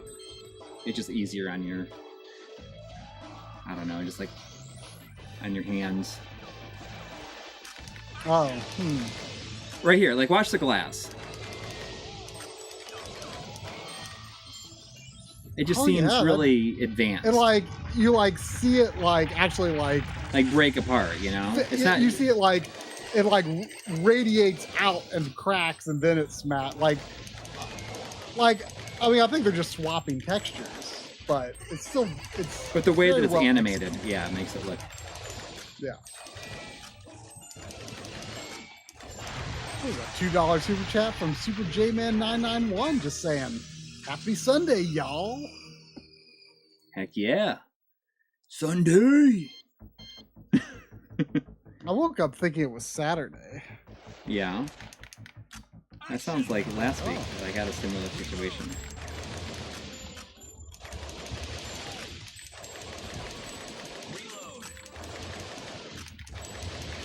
I mean, this is just a game that you feel like the power of the PS2. Like I never played this when it first came out. I wish that I had done that, and I feel like I would have really, you know, it feels like a big jump in power from like previous generations. I think a friend of mine had this back in the day. Yeah, I mean, PS2 is just, that's a great system. Just got such an incredible amount of variety. You know, as John always likes to point out, an extremely high number of 60 FPS games for a 3D console. It's a great system. I appreciate it so much more now than I did back in its day.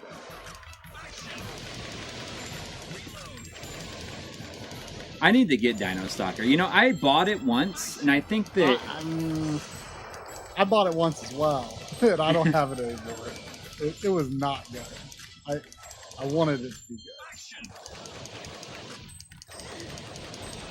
I think that I had gotten it and because I wanted... It just, like, the disc didn't work. Oh, yeah, I remember that. Well, you know how I was saying... I was saying, like, you know, how can you screw up a light gun game? It can't be that hard. And you screw up a light gun game by adding, like, player movement. Well, isn't that what Resident Evil Dead Aim does also? It does. And, you know, it was not that great of a game either, but it was better than Dino Stalker, for sure. Oh, yeah. It was definitely better than Dino Stalker, but... yeah, it's not a great idea. No. Like, you want the feet movement to be pretty automated, in my opinion. Right.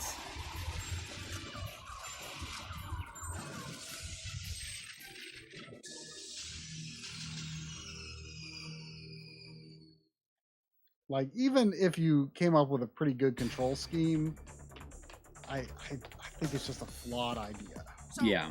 I mean, that's the thing. Like, these, like, light gun games, they need to feel very much like a rail shooter that I feel, yes. It's almost like a roller coaster. Yes. Yes. This is, like, my favorite part of the game, is when you jump on the boats and it plays this music. I love the music, you know, so we can hear it.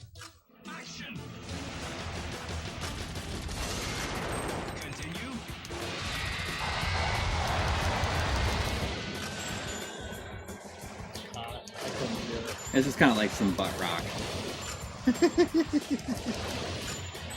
I mean, that's what you always want the most is butt rock. I wonder if I can... Oh, I can't turn on those sound effects.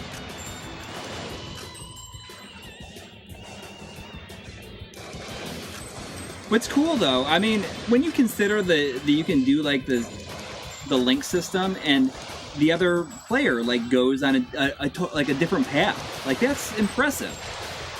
Yeah. You know what I mean? Like, even though it requires like another system to do it, it's impressive. Cool. Very, very cool. There was $2 yet again from Dad1153. Thank you. Thank you. Saying most underrated light gun shooter, Death Crimson OX. I'm not familiar. I think I've heard the name. It's Japanese exclusive, and I think there isn't there like a version of it. Like, there's a Dreamcast, Japanese Dreamcast game in the series. That sounds familiar. I mean, you say Death Crimson OX. I've always said Death Crimson Ox. Like, I don't know if that's like correct or not. But that's what I've always said. I mean, Japan likes anything that has an X in it. They like to say cross. Yeah.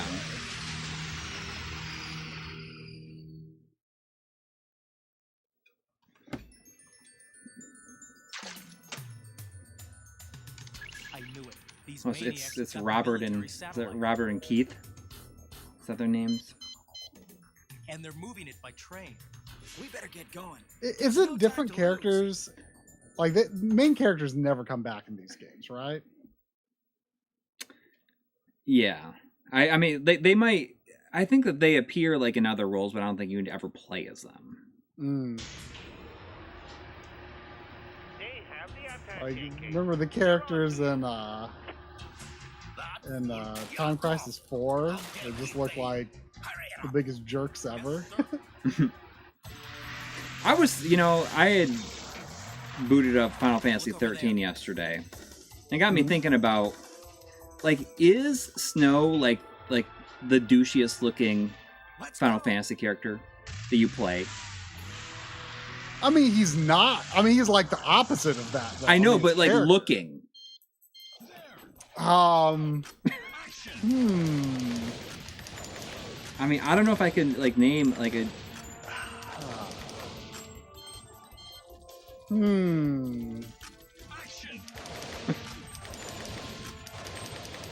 Probably. But like that is absolutely not his character at all. Right. Like the complete opposite.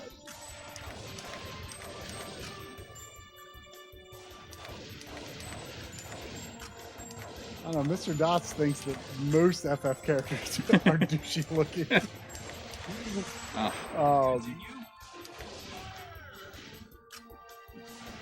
Kurt says Snow is just Cypher with a beanie, which is pretty true. Cypher's up there, like yeah. And you know, Cypher's not a Cypher's. I mean, he's technically playable for a brief period. I mean, yeah, for a brief minute. Like, I mean, Cypher, I guess he looks like a villain. You know, he looks about as much like a villain as General Hein from Spirits Within. Yes. Which I still cracks me up. I mean, you see that guy. I mean, I've talked about it like a ton. It's like I would never trust that guy ever. Just like based on how he looks and his mannerisms. Yeah. Yeah.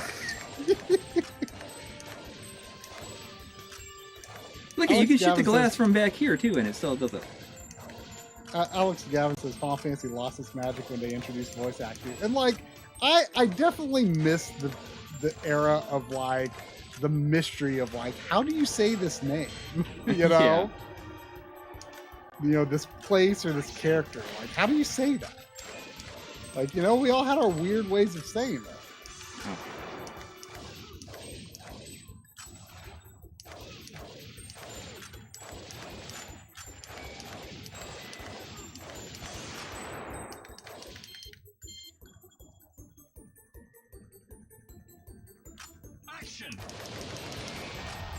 You always got to shoot the red barrels. Yeah, well, you know, Tidus is not said out loud in the game. Yeah. At least not the original one. And so it will forever be Tidus. Yeah. Oh, so it'll always be Tidus and always be Cecil. I'm sorry. That's right. That's just the way it is. That is just the way it is. It will also always be Eris. But I did not have the regurgitative reaction to hearing Aerith again and again in Final Fantasy Remake. I expected to be extremely offended. I was not offended, but it's still clearly the worst thing. Yeah. Clearly. It'll always be Mako too. I always call it Mako, not Mako. I used to, at some point, like before. Like, I used to say Mako and Shinra. Oh, Shinra. Shinra. Yeah. But, like, at some point, I want to say before there was even any games with voice acting with Final Fantasy VII related stuff, I'm pretty sure by that point I realized that it's probably Shinra and probably Mako. I wonder if this is like what inspired Uncharted 2. Maybe. I mean, a well done train level is like a gem in any game. Yeah, and this is a pretty well done train level, and the music is like really kicking in here too. Yeah, it's hard to top a train level, honestly. Yeah. I guess almost always.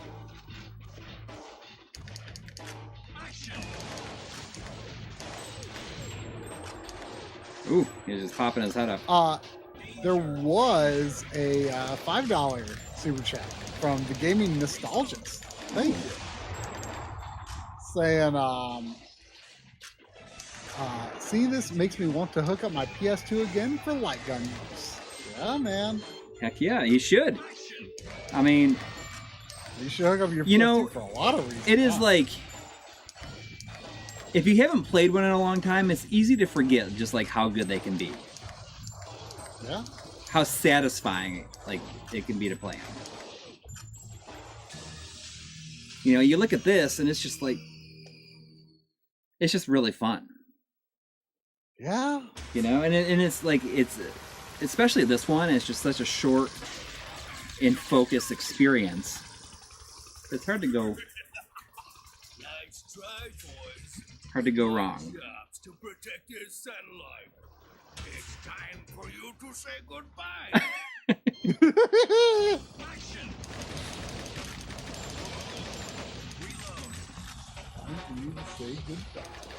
Say goodbye.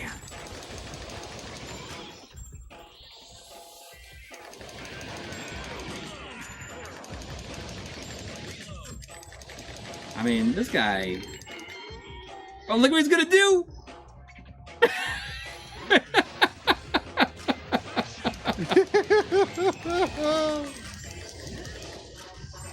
He's just not even. Oh, he's just spin around with it. Rears to Blood asks, what are our thoughts on Zell? I mean, Zell was like the epitome of cool back in like 1998 or 99. 99. I mean, you know, high school students definitely thought Zell was super cool. I mean, I'm relatively indifferent to Zell. My feelings on Final Fantasy VIII, you know, like, and it's been a long time. I'd like to replay it, but in my opinion, right now, is that Final Fantasy VIII has no memorable characters. It's a weaker cast. It is a weaker cast. I like the story though. Well, I love that. They were like running on the train. I say it's a weaker cast, but I feel like the core Did you get him? cast is weaker. Mm-hmm. But Laguna, I think, is one of the best characters in the series. I guess I can't tell you anything about him. Laguna's pretty awesome. I guess. I mean, My dream is just about complete. there he is. I mean, I can't think of anybody that is like They'll be here memorable. soon. They all just like look really boring. Why do you think I kept you alive? I mean, they're okay. They're okay. I don't dislike the Final Fantasy VIII cast. Yes, sir. Like I say, I like the story of Final Fantasy VIII for the most part. I think it's actually pretty. You know, it's got a lot of exciting moments. I need to replay it. The characters themselves, they're just okay. But yeah, you should replay it. I am a big defender of Final Fantasy. I feel like it's really satisfying to do like one shot, like boom, boom, boom. If you can.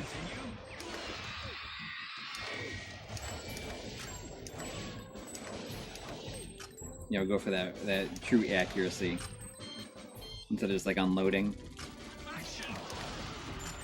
You know, we were going to do, and then we ended up not doing it, but we were thinking we were going to do a video on the Final Fantasy VIII remake. Yeah. Or remaster, whatever you want.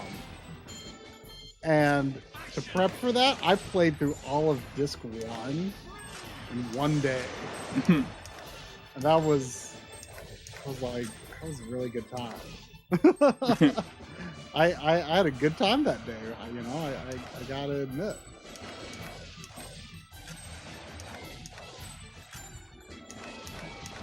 You know, I think it's funny, like the evil corporation in this game is called NDI, and I can't not think of like NDI, like NDI video tools, like the wireless network stuff. No, I'm just using the button on the side. Usually I use the underneath, but I mean, I guess I could. Dog Sport 1 says, I've accepted the fact that I like the misfit of PS1 FF games, but 8 has always been my favorite. I still don't get the love for 9. I mean, I love them all. Like, I have long said that 4 through 9 inclusive are the top 6 Final Fantasy games. Like I like almost every game in the series outside of 15. 15 is and 2 is not very high up there, you know, original. But I like basically like every game in the series. But I still think 4, 5, 6, 7, 8, 9, like those are the 6 best. Like that Super Nintendo and PS1 era, those are all the best.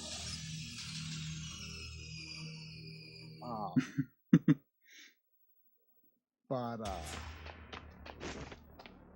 yeah, I mean, I think it's. I think 8 has like more like kind of exciting climactic moments than 9 does, but 9 has like a lot of really good stuff too. Yeah, my favorite thing to always talk about is like what has the best like first like hour or so is like between Final Fantasy 6 and 9. I mean, like, Final Fantasy 6 is more like the first, like, 2 hours. Like, I'm talking, like, the intro to, like, when Figaro goes, like, under the sand. Yeah. I mean, and that could technically be an hour. Really, like, I mean, Final Fantasy 9 is, like, just moving. Like, I know. So that's fast for, like, the whole, like, for, like, really, like, 4... hours. Like, it's just moving. Yeah. Like, I forget exactly how long it takes, but like up until you get to the forest, like it's just like crazy stuff happening. Exactly. I mean, and it's like such great music, like during those, like the cutscenes. You know, like the whole escape from Alexandria is awesome.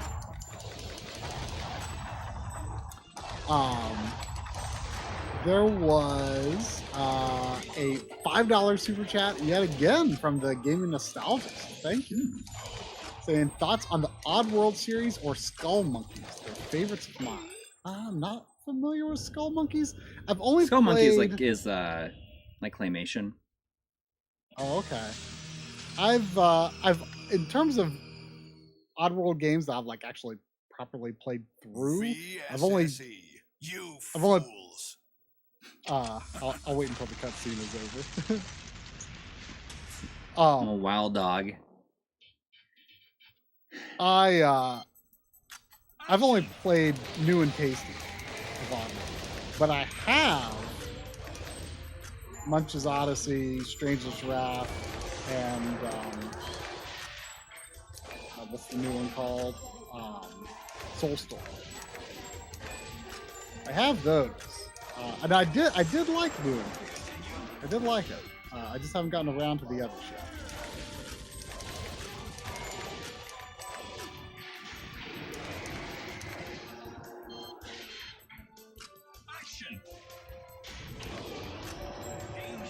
Oh.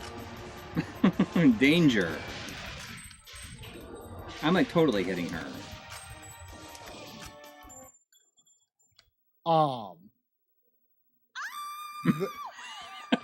There was a $2 super chat from Josh Daniels. Thank you. Saying, here's $2 for an FFH stream. I should do that. Could you show me how to break the game like early on? Or maybe I can just play it on the Mister and just like and cheat, like right from the outside, and just play the first disc. I mean, you can't like really break the game super hard early on, but I really do like the junctioning system. I think it's pretty cool. Oh, he's getting in the satellite. I think most people didn't really understand it. in retrospect, it's actually really simple. But it was so different that I think people just didn't understand, like, oh wait, I can do this? Even though there's a tutorial for it. The tutorials are not very well. Man, that's the, you know, I finally feel like I kind of got past like the crazy tutorial part of Xenoblade 3. Like the first good while of the game is like many hours is like so tutorial heavy. Like there's just so many things that they want to be sure that you understand how to do. Like they walk you through it and they actually make you do the steps of like, okay, you have to learn how to craft gems now. You have to learn how to switch classes now. You have to learn how to equip accessories. Like they do all of these, like it's pretty, it's a lot. It's a lot. But I'm starting to feel pretty hooked on it now that like it's being a lot less tutorial heavy. Like I'm starting to feel a little bit of freedom in terms of like what I can do, because now I'm kind of like, oh man, oof. Can do the main quest, but I kind of want to see what's over here. Oh, there he goes. No idea how perfect our plan is. I know. Oh, there it goes. They better get out of there. Oh, they did. We did it. Yeah. It's crazy that it's actually only 3 stages. Yeah, I think that the first one is too. SXRRY. Oh, yeah. With a $4.99 super chat. Thank you. Thank you. Saying I had really been hoping the House of the Dead remake would lead to a light gun resurgence, or at least a decent peripheral pack-in and some sort of eShop ports. Yeah. Yeah. I mean, you know, I have not used the Wii Remote, or not Wii Remote, Joy-Cons like extensively for like pointer type stuff, but from the little bit of like Mario Galaxy and Skyward Sword I tried out, it seems fine for that. Not as good as Wii maybe, but it seems quite serviceable. In general, I feel like the motion capabilities of, you know, current gen controllers like PlayStation 5 as well should be used a lot more for motion-based aiming than they are. It's really an underutilized feature that I think actually works really well.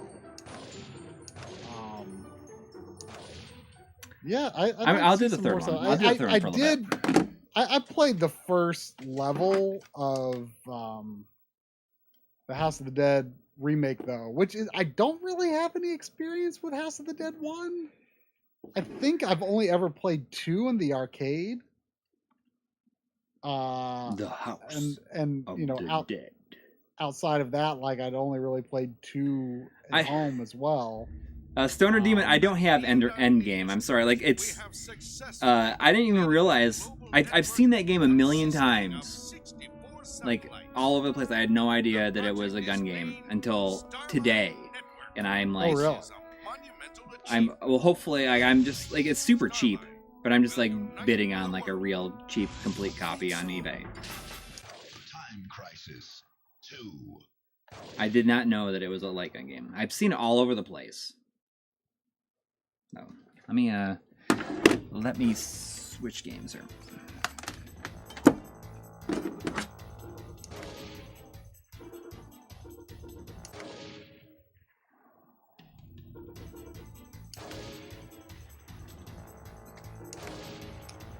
But yeah, the remake, at least the Switch version, seemed got bad.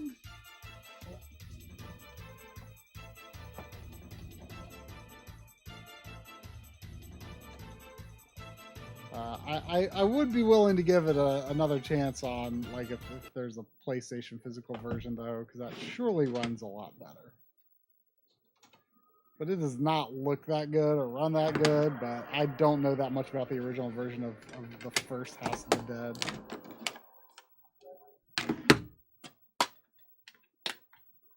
Monolith certainly saw the feedback from Xenoblade Chronicles X tutorials and Xenoblade Chronicles 2 tutorials, or lack thereof, and went for the most tutorials they could in 3. I could not remember how many were in X. I mean, I like X. I still think X has the best battle system in the Xenoblade series, like by a decent margin, actually. I'm pretty sure I'm a minority there, but I really liked it. There it is. I know. You know, Corey, looking at this menu actually reminds me that I've got my PS2 and network adapter sitting right next to me to remind me to get you that footage. Oh. Because after, Gandyman was going to convert my network adapter for me, which I'm pretty sure is a simple process to use the SSD. Right. And I won't really be able to get your footage that you need for the of the hard drive stuff that you needed. Yes. I won't be able to get that after it's converted, so I need to do that Well, I mean, tomorrow. I have an unconverted network adapter. Network adapter? Oh, yeah. Okay. I just need, like a shot of the hard drive. Although I could technically probably use like any kind of hard drive if I wanted to. I mean any kind of IDE hard drive. I have one. I could use my original Xbox IDE hard drive if I wanted to. Maybe, I don't know. Well, I also need to dig up my PS2 hard drive that actually has my PS2 stuff on it that came with Final Fantasy 11. See, I'm pretty sure that the person who says Time Crisis on this title screen is the same voice as Xeno Crisis that says Xeno Crisis on the title screen. No, listen to it. Listen to it. Time Crisis 3. You tell me. It sounds kind of like Liam Neeson. Yeah. Okay. I'm convinced. But I mean, I've not played Xeno Crisis enough to really. But I feel like it's got to be the same person.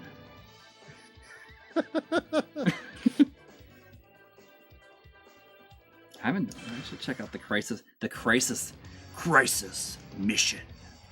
What is Crisis Mission? Okay, so I'm just gonna play the arcade or is it the story, the rescue mission? Is that the one where she's like on vacation and then she just like throws her? Oh yeah, I love the intro. Amazing. Yeah, that cutscene is maybe the best thing ever. Yeah. Basically. No, it's not Namco. It's Bitmap Bureau. I feel like it's the same person.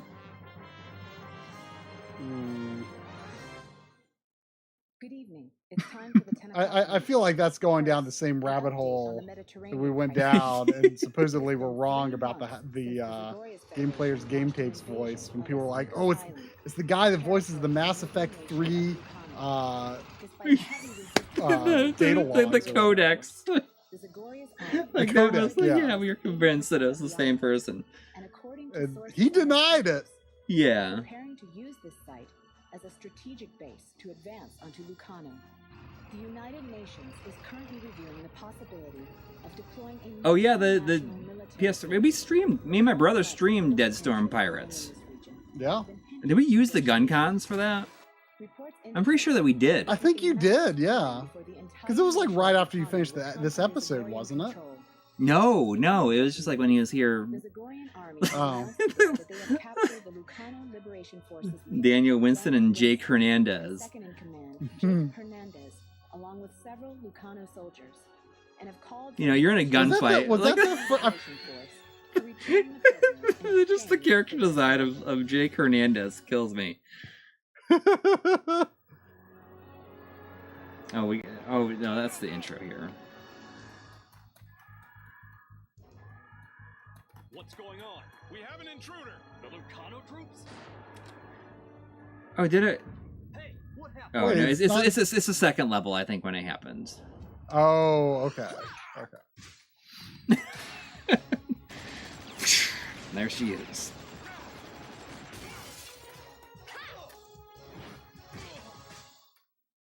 I have the big box for this game. I do too. And it's like I've come close to like wanting to get rid of it. Oh, the game may have frozen. It was like not. It was we were not meant to play. Oh, maybe I should have. Come on. I think the game froze. That's not good. Not good. Your PS2 might be due for a laser. Well, I'll try it again. I'll shoot the screen to skip it this time.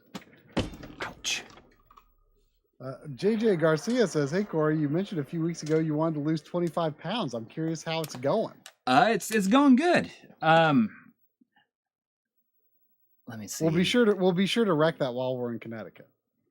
No, like I've been like the thing I've been doing is like I don't eat after 7 o'clock. That's been working for me. I don't eat after 7 o'clock. I've been doing like the intermittent fasting where I can eat for 8 hours and I don't eat from 7 to 11.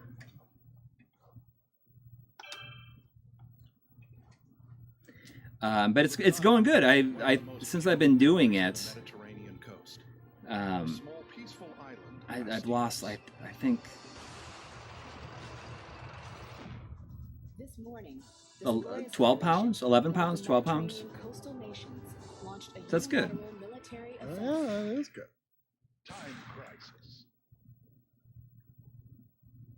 What mode are you playing now? Well, I'm back here. I'm gonna. Oh, still. I'm gonna try it. I'm just gonna shoot and see what happens. And yeah, if you skip that cutscene, you'll probably get to the level. I would imagine. Yeah. Well, we want to see the cutscene at the second level. Right.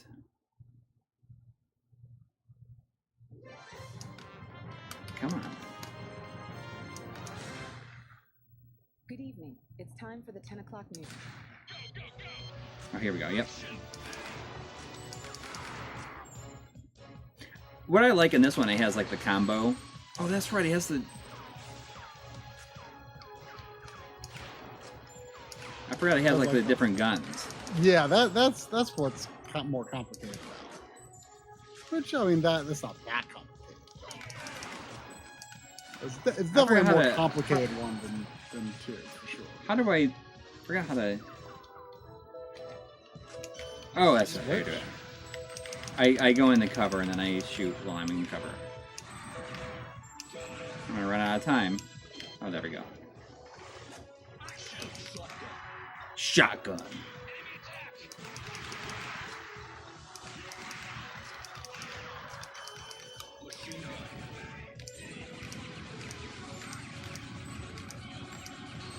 I mean, this game's good too. I mean, they're all good. Oh. I wish that 5 would have gotten some sort of home release though. It's it's a travesty. Yeah. You know, I saw some people saying it wasn't that good, but we had a great time with it when we played it in the arcade. Yeah, I mean it's like it's hard. It's yeah.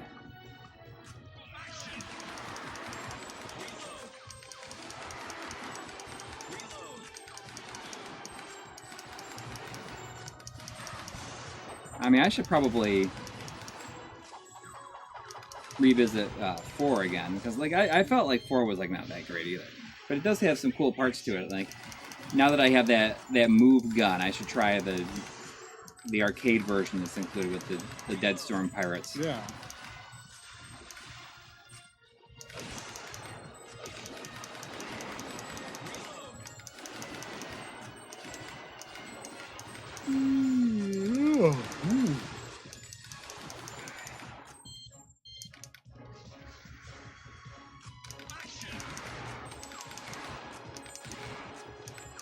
Mr. Dots wants to know, before the stream ends, am I the only one who uses my middle finger to use light gun control? Sounds weird, but I could see I've done myself... it before. Like when your finger gets tired. Yeah, that's what I was going to say. If your finger gets tired, like I could see doing that if your fingers got tired, but it's like a main thing. That's not a little.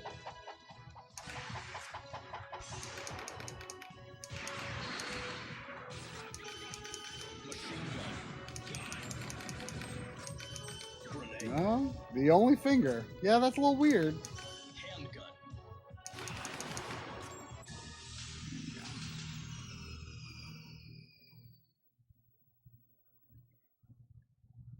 Like, I can understand, like, well, I like when I was a kid, like, I remember, like, I had this very distinctive memory of being in a movie theater and, you know, pointing at, like, some candy or something, like, oh, I want that, and I, like, pointed at with my middle finger, and my cousin's like, don't do that.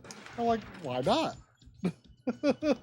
Like, it's the most, you know, prominent forward facing finger. Like, that gets you the closest to the thing you want. That really emphasizes, I want that. So, like, maybe from a kid's mind, I could think like, oh, well, like, the middle finger is the finger that reaches the trigger the easiest. The longest finger. Why shouldn't it be the finger you use for everything? I mean, I still think it's weird that people use their middle fingers for, like, L2 and R2 on PlayStation controllers. Or I guess maybe they use them on, like, triggers on, like, modern controllers as well. Like, a lot of people seem to think it's weird that you just use your index fingers on shoulder buttons. Like, I'm pretty sure they are in the minority, people that use middle fingers on triggers. But, like, that seems really weird to me. It's not comfortable. Let me see, yeah. Although, you know, I've been thinking about that lately in Xenoblade 3. Oh. You change the character that you're controlling by holding come on. and then hitting R or L, and cycling with L, like holding ZL and tapping Jeez, L. why can't I get this like guy? that's a weird thing. I don't know why. It's weird that they let you do that, because it's not, I think, at all considered an intended method of holding the controller. I mean, holding ZL and hitting R is nothing, of course, but ZL and L, it's weird.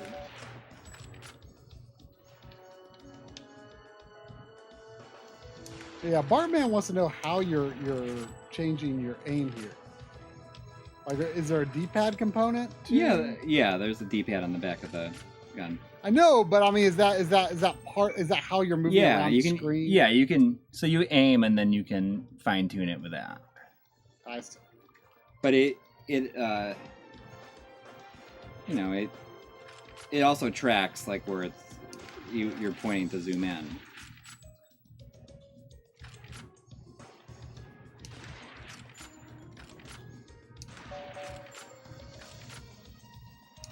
Sephi is saying. See, I mean, switching in Xenoblade 3. What's that? I'm guessing Sephi only plays as Uni in Xenoblade 3, so Sephi would not understand character switching. Oh, it takes me back to the beginning of the stage. Can I skip to the stage?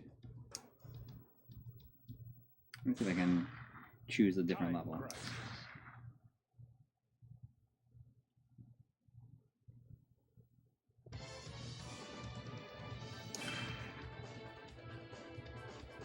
I jump around to different characters in Xenoblade, but I've like mostly just been playing whoever I equip with whatever class I want to play as is who I'll play as. I've mostly only been really playing the attacker classes. So it's not so far. So I can do this. I can do this. I can choose a different stage. Time crisis. So maybe it's stage 3 that I need. Sam is asking, you guys prefer GunCon 2 or third-party gun controllers for PS2? We were saying earlier, like, we don't know what, if any, alternatives exist on PS2 to GunCon. I love the GunCon 2. Yes, Effie, I am enjoying 3 still. I mean, I was saying earlier that I've been enjoying it more. That was it right there, and like I'm like, oh, you skipped the cutscene? I thought it was gonna be. It was going to have a level inside the base for some reason. Oh, dang it.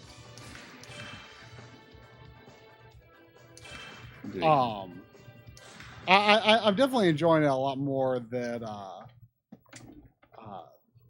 I'm kind of getting outside where it's just tutorial all the time. I'm like 9 or 10 levels above the recommended level for the next story quest.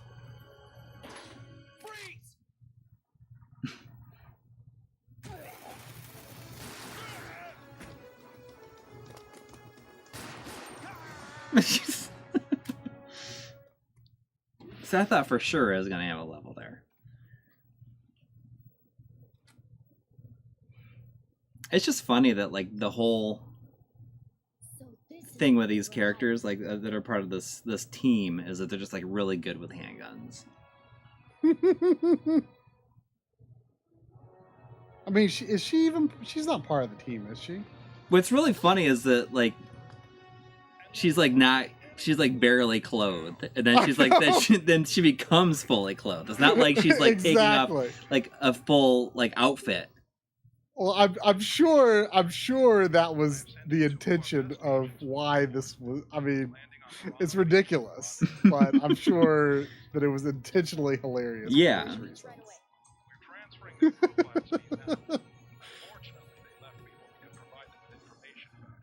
And there they are. Alan Dunaway and Wesley Lambert. What's that smoke? What's that smoke? I better hurry. That's so good. There she goes. It's just funny because it's like exactly like the opposite of what you would expect, you know? I know. It's amazing. Man, it's like something happened. Like it's just like not. It's like locking up at the end of the cutscenes. Oh man, is it your disc or is it your system? I don't know. Should I see if it happens when I play it like using OPL? I mean, the disc I can't imagine. Like I can't imagine why it would. And that's the disc is what? Is in good shape. But let's see. Let's see what happens. I mean, your laser. I mean, you know, it's inevitable. It is inevitable. Yep. I'm sure OPL will be fine. I mean, there's no reason it wouldn't be. You've taken the laser and the disc out of the equation. I know.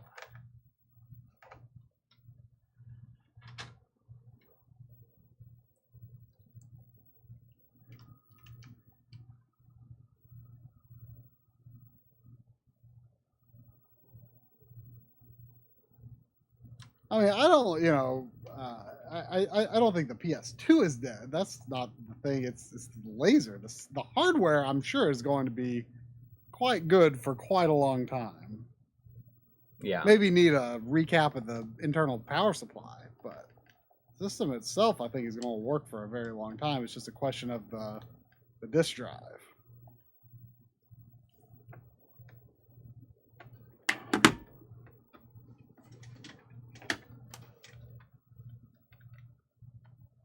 Let's try this now.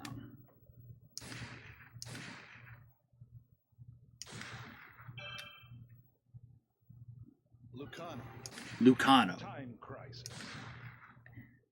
Like the guy who says Time Crisis 3. He does sound kind of like Liam Neeson. The way he says 3 is kind of got that Irish, a little bit of Irish bit to it, isn't it? Liam Neeson's Irish, right? I think that's right. So now I feel like I got to let the whole cutscene play again to see if it happens. Yeah. Well, I mean it's okay. It is okay. I mean, it's not going to happen. I don't know why it would happen.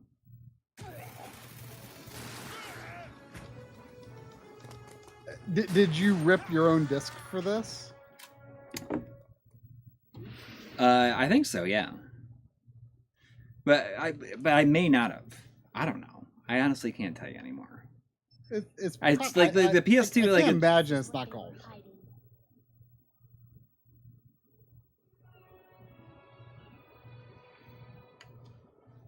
I mean, I play most stuff like off of the hard drive, anyways. I was just playing the disc because I could switch them out like easier, like more efficiently, I guess, throughout the stream. With nothing going on. Mr. Dot says Trisel needs to buy Triple Trouble for Game Gear. I mean, that's a Sonic game, right? I've only got one Sonic Game Gear game anyway.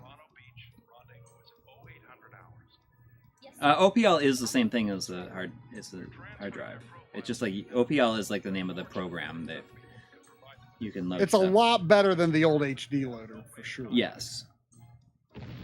Which is why, like, I was really confused for a long time, but apparently it works really well. Like, I don't know if there's any compatibility issues, but people generally act like there's not. There it goes.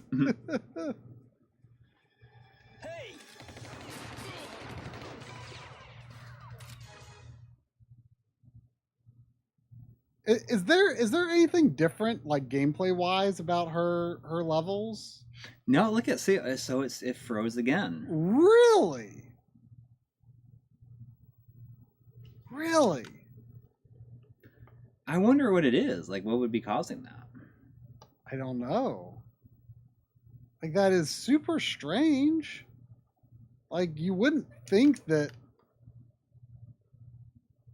like there would just be a problem like that with the system. Yeah,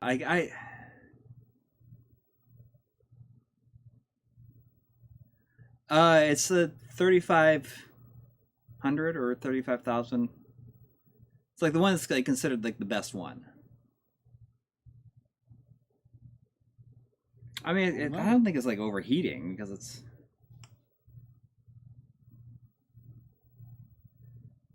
like the same place every time. Yeah, Robert Hernandez. I was playing off the disc when it was happening at first. Well, Alex Gonzalez says, when I had weird OPL errors, it was because I had the gamepad emulator on. Is that? I mean, I wonder if it's possible that you had like some sort of hack feature running in the background that would have thrown it off on both the disc version and the hard drive version. I'm not running any hack stuff because the way like I have a mod chip in there. So I'm not running whatchamacallit, like free McBoot. Well, I mean, Ilziski is saying, is the ROM a backup of your disk? I mean, it could be. Yeah, I mean, it could be. Like, I should try to. That could be why. I mean, maybe I should try to get a different dump. get one of them bench pressing dumps. I mean, like, the disc is good. I mean, I could try it on a different system with like 0 effort. Should I try that? Do you have another one hooked up? I can. I mean, I could. I have a Slim. My like the last Slim is like sitting on top of the system. It's sitting. I could just like try it. Swap that. Not? Sure. Hang on. Why not? I mean, the last Slim is, kind of poo-pooed because the hardware is so different. But I like how cool it runs. Like, it runs really, really cool. Although, I want to say the last time I used it, I might have had some disk reading issues. But it could have been the disk, potentially. But that one has some problems, I think, with any games that might use the PS1 hardware, potentially. But that Final Slim it runs really cool.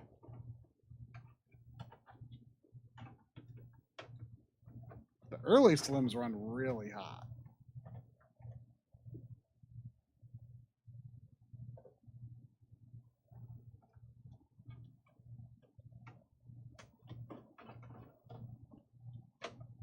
Nah, Coury wouldn't be using GSM. We don't like GSM very much around here.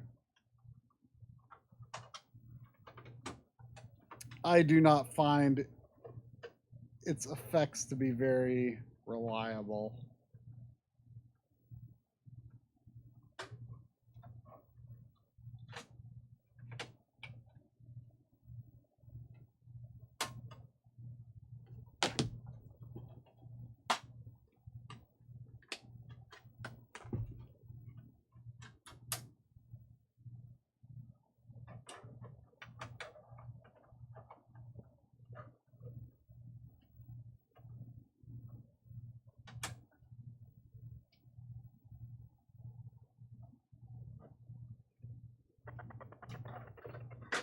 I definitely need to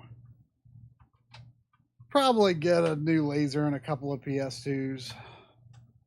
I definitely need to get a new laser and probably some other work done on that PSX that I have. I would really like to be able to use that for Japanese discs. What is going on there? Oh, I know why.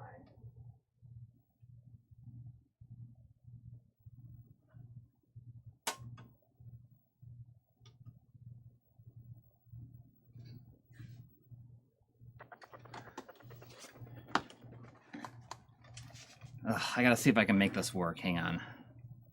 I think I had the system set up for RGB, like over component, and it's like weird. I can barely see the screen. I'm gonna see if I can figure it out here.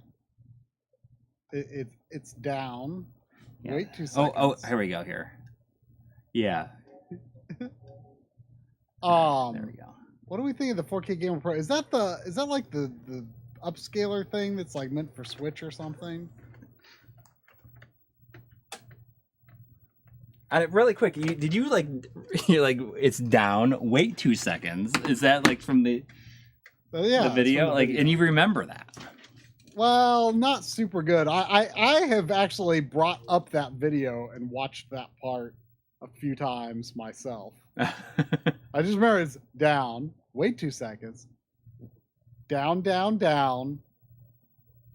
X right or. Is it down, down, down, X, right, X? I think. So can the Slim systems use free McBoot? Like the 9000 series systems, can they not use free McBoot? Or can they now? I assume they can, but I mean, I don't know what kind of hard drive solution, if any, is available for those. But I mean, you can use... I'm sure you can do stuff with like GSM and whatnot if you wanted, but I don't. Well, I think you can use hard drives like through USB, can't you? And they have like some. I don't know. I don't know. All right, now we gotta wait for the. Wait for the. Gotta watch the whole cutscene again. Yeah.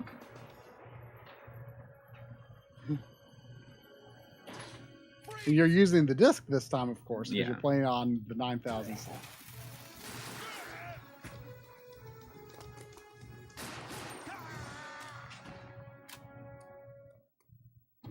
I had the first Legend of Jesse James on the PS1, and I didn't realize there was a second one, but it seems to be like Europe only.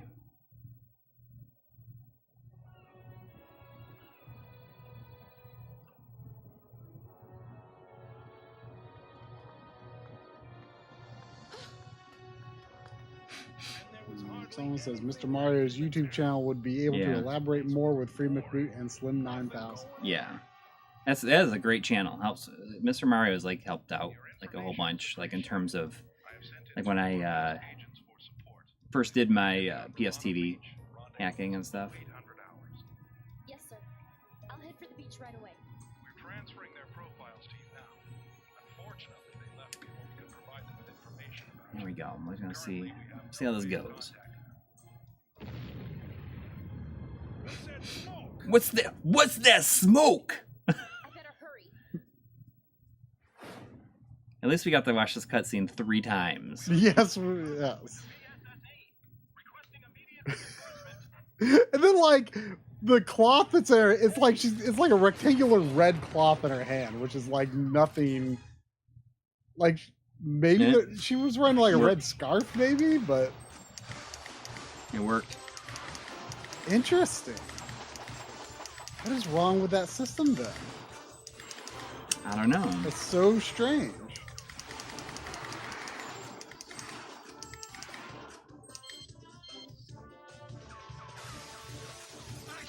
I mean, it doesn't like I wasn't even using the mod chip like the first time it happened.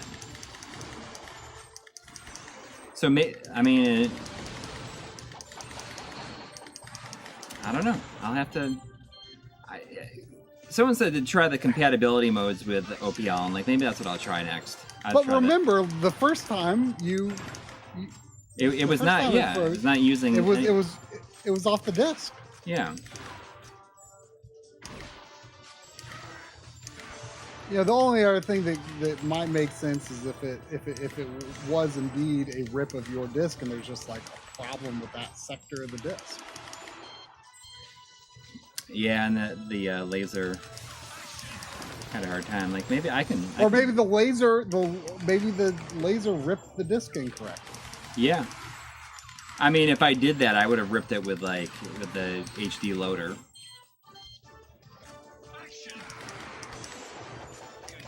I mean, I'm gonna have to get a new dump at the dump. Well, is that about going to wrap it? I think that's gonna wrap it. Well, one of the most beautiful countries on the Mediterranean. If you're in the area, come and see us at Retro World Expo this on Friday. Just on Saturday. Really, it's just Saturday and Sunday. Well, you'll be there like on Sunday. I leave like really early on. Yeah, you're only going to be there Saturday. Yes. Oh, yeah, I'll be around Sunday. Okay, so here we go. Let's go. That's good. Delicious. Chicken. Please continue. Tomorrow. That's good.